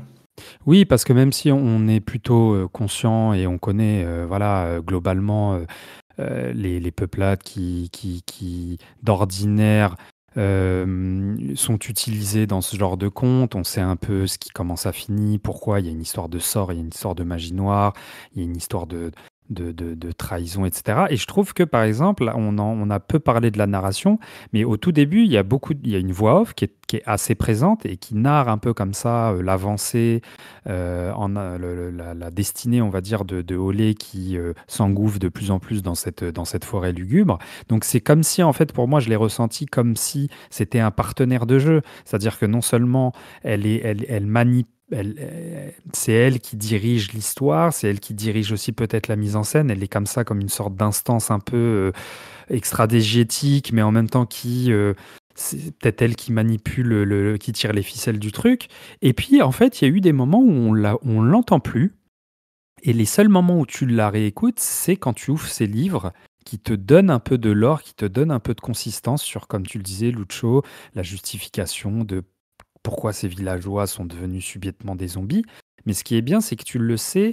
Alors, si je dis pas de bêtises, ça, vous allez me dire si je me trompe ou pas, mais j'ai l'impression que tu le sais à rebours. C'est-à-dire que tu as affaire à des créatures en premier lieu où tu te dis, ah bah tiens, des zombies, c'est étonnant, c'est la première fois que je vois ça. Et après, tu as accès aux livres qui t'expliquent pourquoi ils sont devenus comme ça, notamment aussi les sorcières. Tu te dis au début, la sorcière dont tu parlais, Dave, celle qu'on tue à coups de sabre, enfin d'épée, avec le QTE, là, notamment très gore, t'apprends en fait au final qui elle est, cette sorcière-là.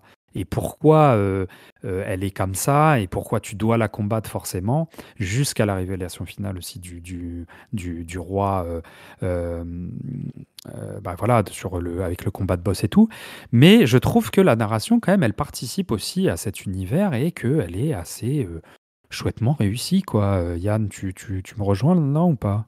Oui, oui, oui, dans un certain sens. En fait, je peux dire que par contre, ça peut être, comme je disais avant, ça peut être un petit peu déroutant parce qu'on a l'impression que sur l'ensemble, c'est pas une narration construite en fait, dans tel c'est des bouts d'histoire qui s'imbriquent ensemble, plus ou moins bien, mais je pense le but est clairement en fait, c'est clairement conscient parce que c'est, justement l'exposition de plusieurs petits contes et des histoires différentes qui sont inscrites dans un même univers. Parce que quelquefois, on a un peu l'impression de perdre de vue, La quête ce de qui semble base. être l'histoire principale Ouais. et donc Mm. de Ola qui cherche sa sœur qui s'est perdue en fait, hein, voilà donc mais dans l'ensemble, en fait, je pense qu'il faut juste se laisser porter par l'histoire et ce que le jeu nous invite à faire, en fait, par ces histoires et ces ambiances plutôt, pour être exact. Et moi, pour moi, finalement, je me suis peut-être posé la question une ou deux fois, en fait, en me disant: «Mais où est-ce qu'on va, en fait?» Et puis finalement, bah, on comprend rapidement qu'en fait, c'est un enchaînement de scénettes très réussi et je suis d'accord, en fait, d'un point de vue narratif, en fait, ces thèmes, par contre, à chaque fois qu'ils sont abordés, le sont plutôt bien parce qu'en fait, on doit toujours en fait comparer un peu ce qu'on a vu à l'écran et ce qu'on a vécu en jeu à ces magnifiques petits bouquins illustrés qu'on ouvre, hein, parce qu'il faut l'expliquer quand même. Hein. C'est des livres qu'on trouve et qui ont des illustrations à l'intérieur qui sont très réussies d'ailleurs. Moi, Très j'ai chouette, beaucoup ouais. aimé. C'est très très très très chouette. Il y en a aussi un peu en dehors des livres, hein, mais c'est principalement dans les livres et on tourne les pages soi-même. Et il y a cette voix off qui nous raconte l'histoire en plus du texte et des images. Et j'ai trouvé que c'était très, très, très réussi. Le fait de pouvoir parfois, dans ces moments posés, comprendre ce qu'on avait vécu auparavant. J'ai trouvé ça intéressant.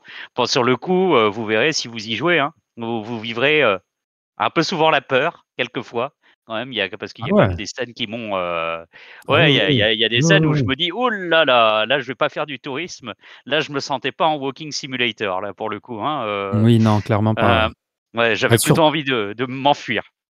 ouais, et puis surtout qu'il joue aussi beaucoup avec cette dichotomie ténèbres-lumière. Donc c'est vrai qu'il y a des moments, je me souviens d'un espèce. Alors c'est marrant parce qu'on dit combat de boss, mais ils sont tellement courts.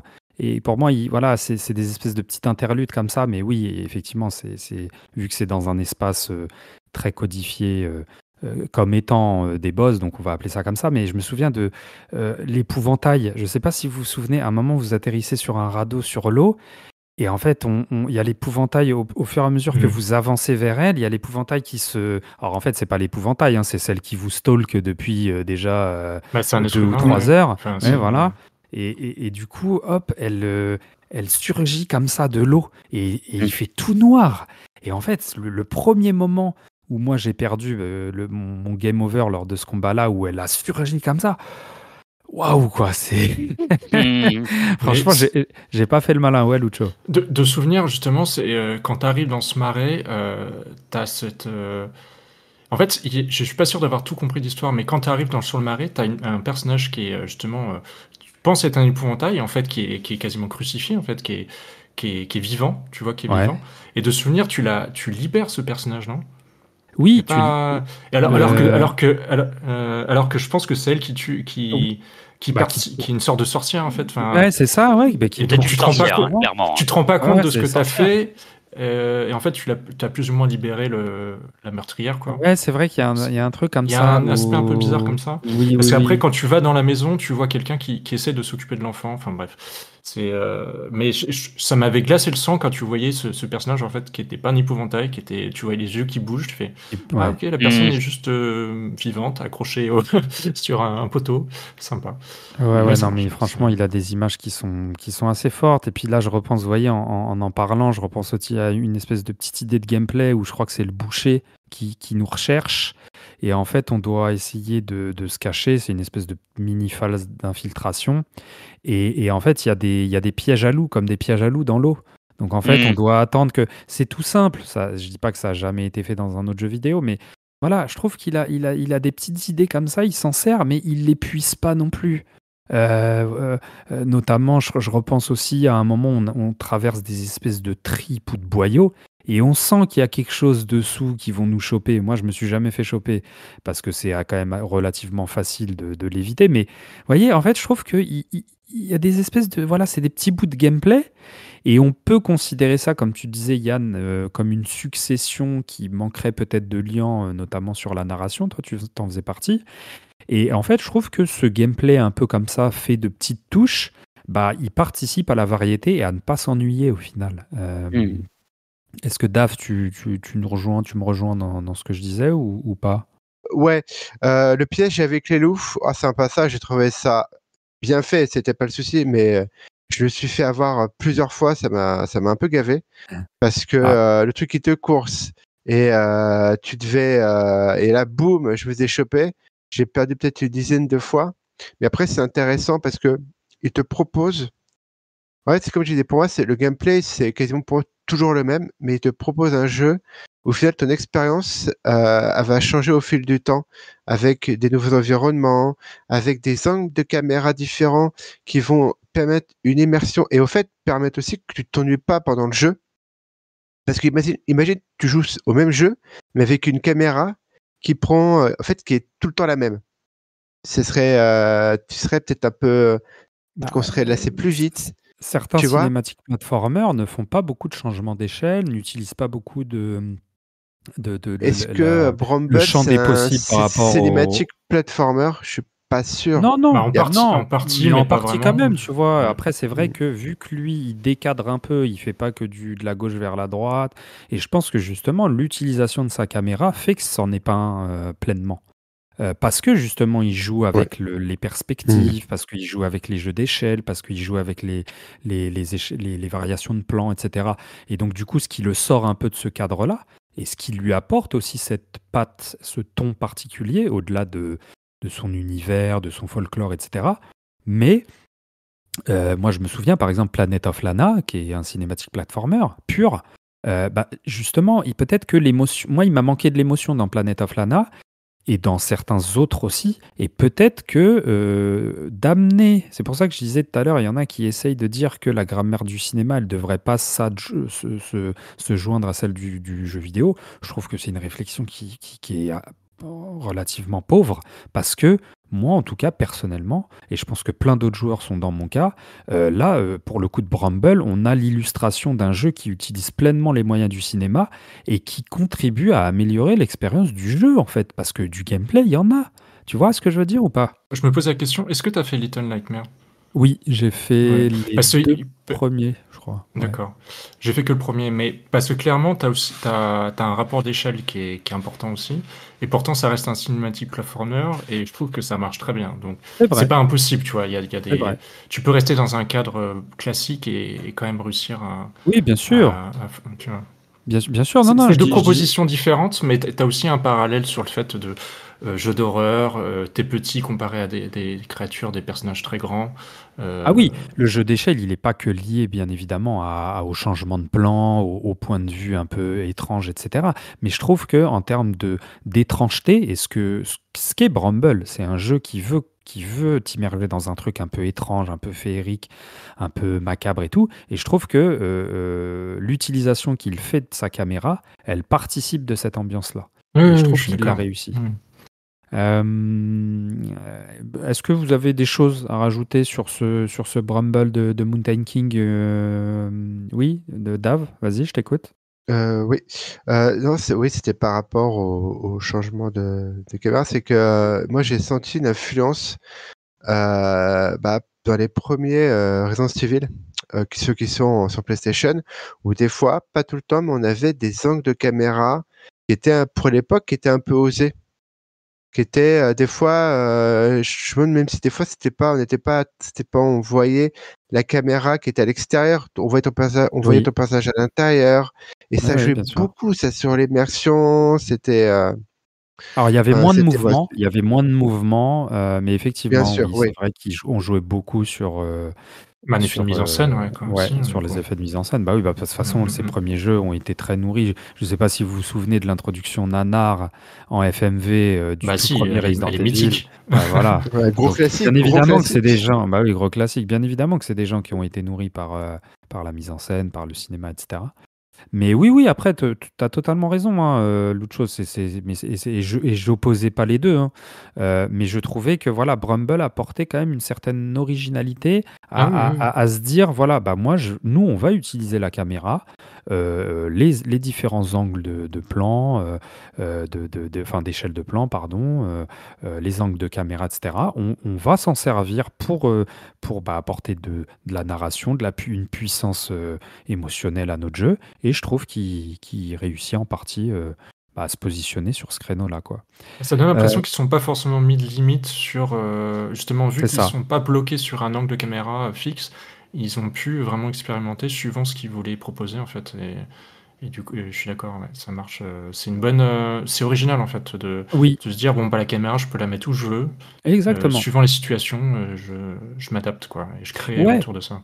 ouais, ouais. Et Mm. puis même si effectivement l'animation n'est pas ce qui est le plus réussi dans le jeu, j'ai pas senti de grosses difficultés, même si oui, le genre veut que de temps en temps sur certains passages, tu es obligé de le répéter 3, 4, peut-être 5 fois, mais sinon c'est pas un jeu qui frustre, c'est pas un jeu dur. Voilà, je pense Ah, que heureusement qu'il y a des sauvegardes automatiques justement sur les plus gros oui, bien boss. sûr, bien Parce Oui, sûr. qu'il y a des moments où ça fait 5-10 minutes que c'était sur un aspect et que tu arrives à te débloquer. Et franchement, recommencer au début tous les combats, là, ça m'aurait fait une expérience beaucoup oui, plus et puis désagréable en fait. oui, je suis d'accord. Et puis en plus de ça, en fait, pour justement certains combats ou certaines situations, il y a des changements de patterns aussi qui Ouais. font que tu n'as pas Imprévu en l'impression fait. tout le Ouais. temps de recommencer, tout le temps exactement la même chose. Parce que je serais prêt à parier que c'était pas le cas au départ quand ils testaient, puis ils se sont rendus compte, ah oui, là, ça va peut-être être. Enfin, moi, c'est l'impression que ça donne. Ça serait peut-être pénible de rejouer le même truc qui te tue 10 fois d'affilée, exactement dans le même ordre, tandis que là, tu as des attaques qui changent. Et puis finalement, tu dis, ah ouais, tiens, bah là, l'autre truc qui me cassait un peu les bonbons, là, je l'ai pas parce qu'il y a un autre enchaînement. Ça va peut-être me mettre un peu plus en confiance. Enfin, il y a ce genre de petites choses là qui m'ont plu aussi, en fait. C'est un petit Oui, détail, mais c'est non, non, c'est mais un tout, détail Pour agréable. l'expérience de jeu, c'est important, hein.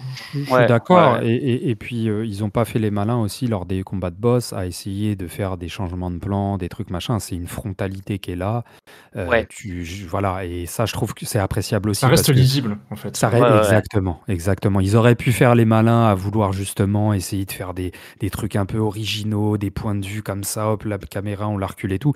Et je pense que ça aurait été complètement foutu en l'air à cause de ça. Donc voilà, ils ont su aussi gérer, on va dire, rester dans une certaine grammaire aussi du jeu vidéo et se dire, ok, on va pas faire les foufous jusqu'au bout, quoi. On n'est pas là pour faire du jeu purement expérimental. On veut quand même que ce soit un jeu réussi, quoi.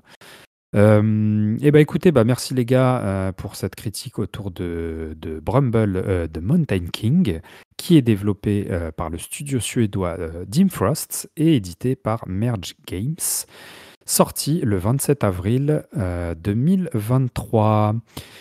Et on en a fini pour la partie critique, en tout cas, de ce spotlight.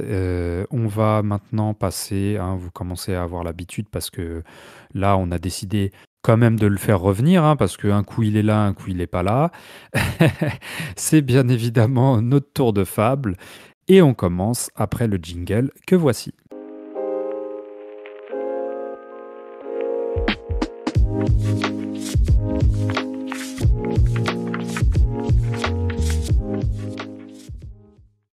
Ok, alors dans le tour de fable, on va perdre notre petit poteau Yann, qu'on salue, et j'espère qu'il nous fera un petit coucou quand même pour revenir et dire au revoir à la communauté.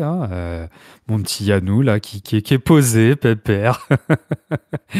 On te salue bien fort mon Yannou. Et puis on va commencer le tour de fable par... allez Lucho, de quoi tu vas nous parler aujourd'hui dans ce monde merveilleux qui est le jeu vidéo?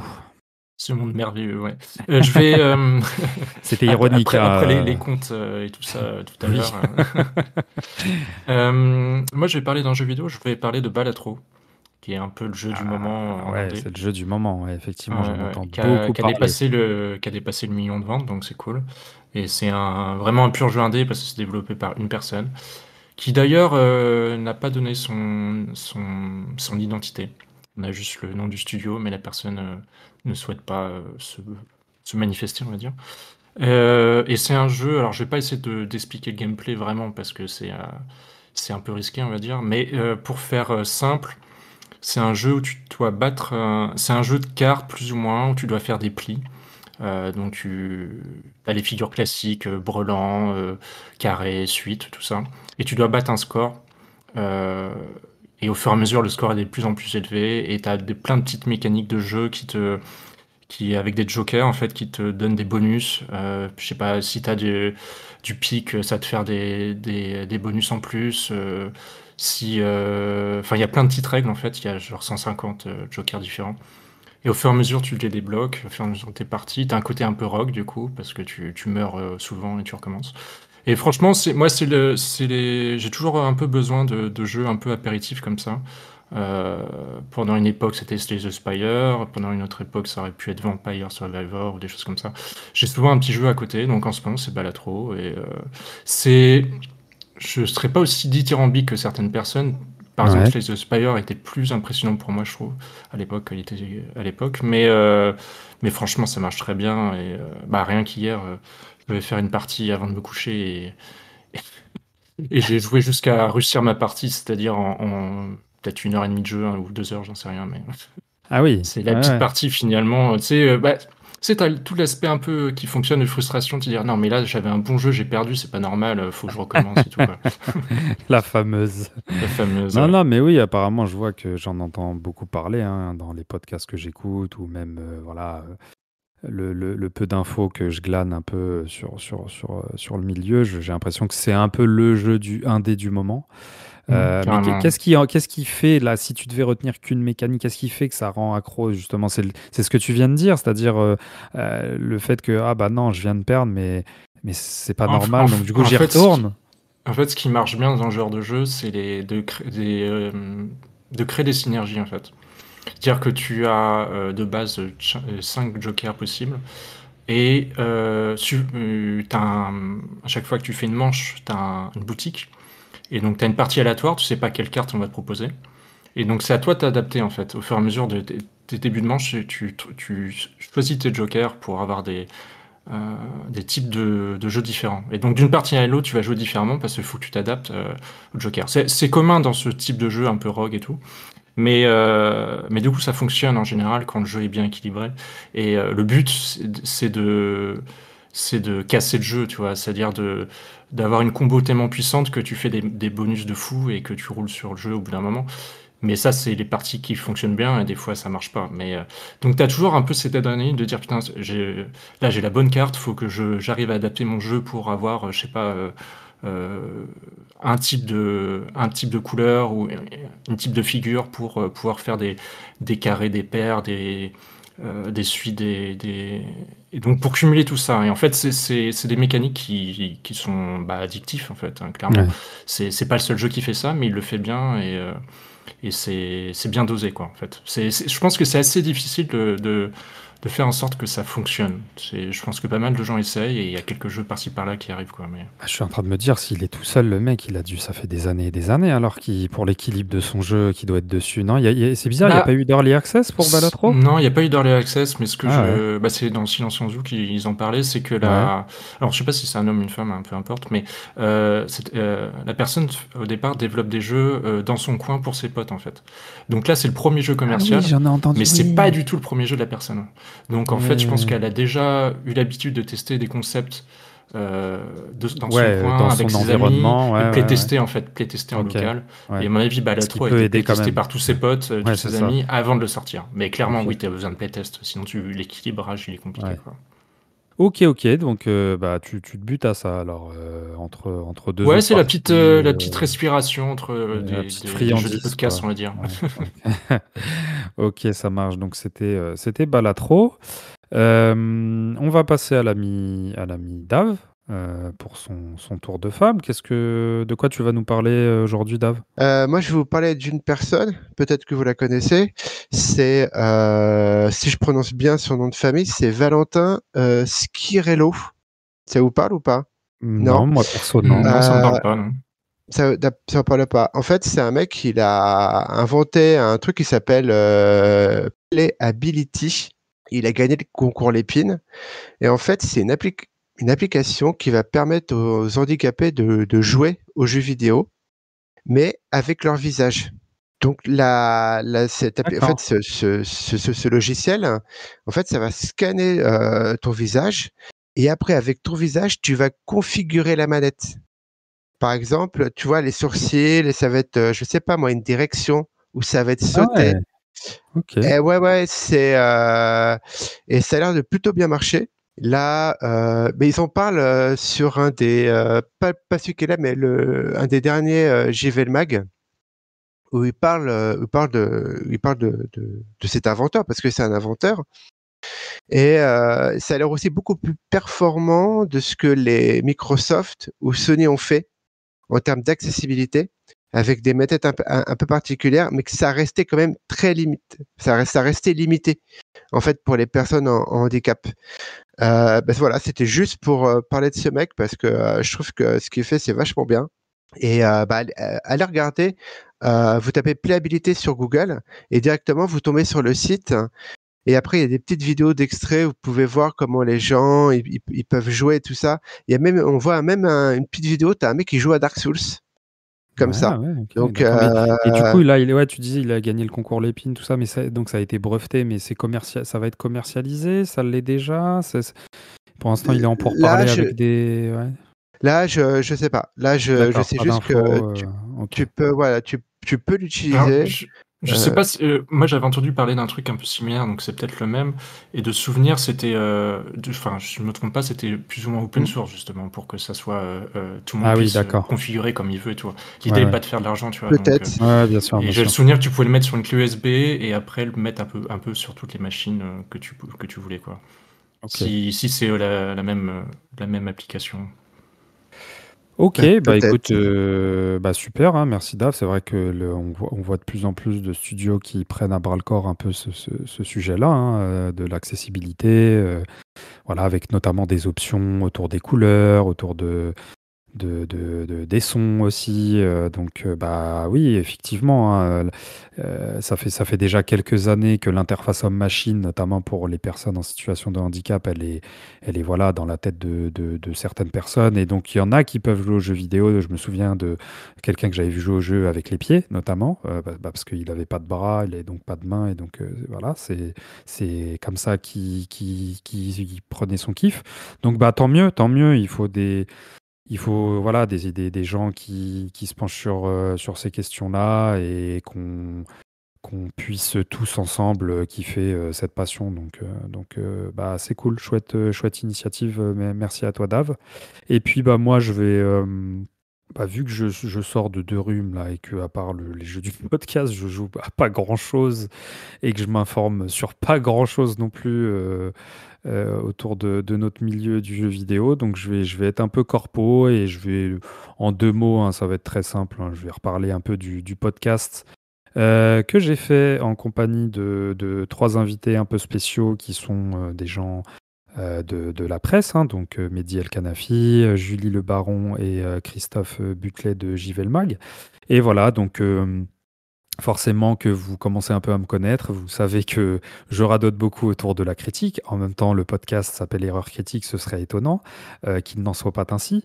Donc voilà, j'espère que à l'heure où on enregistre là, vous l'avez sûrement déjà écouté et il est dispo sur toutes les plateformes.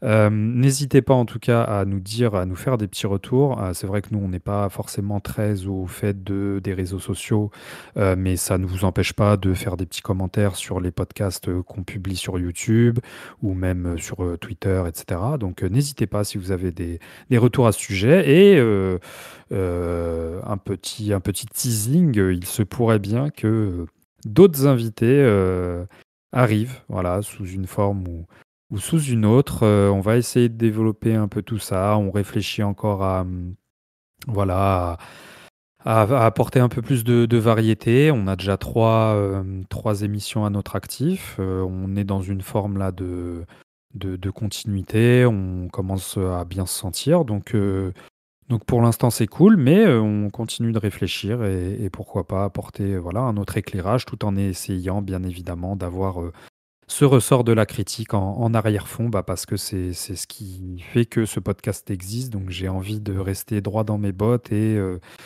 voilà, de garder cette ligne édito. Donc c'était mon petit tour de fable, hein. Je les salue au passage, hein, les invités qui ont joué le jeu de mon invitation. Et j'espère que les prochains vous plairont tout autant. Voilà, merci les potos, hein, pour ce podcast, ce spotlight du mois d'avril qui vous a été présenté, comme vous l'entendez, par Nilam. Nous, on va se retrouver. Alors cette fois-ci, je vais pas faire l'erreur. C'est un fini les pellicules qui arrive là. C'est un fini les pellicules, mais une fois n'est pas coutume, ça sera à la fois un film et à la fois une série. Donc c'est la première fois qu'on fait ce mix-là. J'espère que ça vous plaira tout autant. On vous garde un peu la surprise, mais bon. Sachez que c'est un film, voilà, il y a un livre aussi qui est derrière tout ça. Donc, comme souvent, mes indices. Comme tous les films, vu qu'on parlait des adaptations. Ouais, c'est pas faux. Il y a une thématique là avec le remake, l'adaptation. Remake ou voilà. adaptation, c'est la grande question C'est la grande question. Prochain film, justement. Vous avez 3 heures. En tout cas, n'hésitez pas à partager le podcast si jamais le ton et le contenu vous a plu, à mettre les petites notes, hein, sur les plateformes d'écoute. Ça booste, hein, même si voilà, nous on fait ça entre potes, on prétend pas à devenir pro ou quoi que ce soit, mais ça fait que ça booste, hein. On va pas vous mentir que des petits commentaires, des petits retours, une petite note, ça fait toujours chaud au cœur et ça nous aide malgré 2 rhumes à continuer. Et voilà, donc on vous salue, chers auditeurs et auditrices. On vous dit à très bientôt. Et en attendant, portez-vous bien, jouez bien, tout ça. Regardez beaucoup de films, débattez et lisez des choses sur la critique aussi si vous avez envie. Je vais saluer mes potos. Je vous dis à très bientôt. Ciao, ciao. Ciao, à bientôt.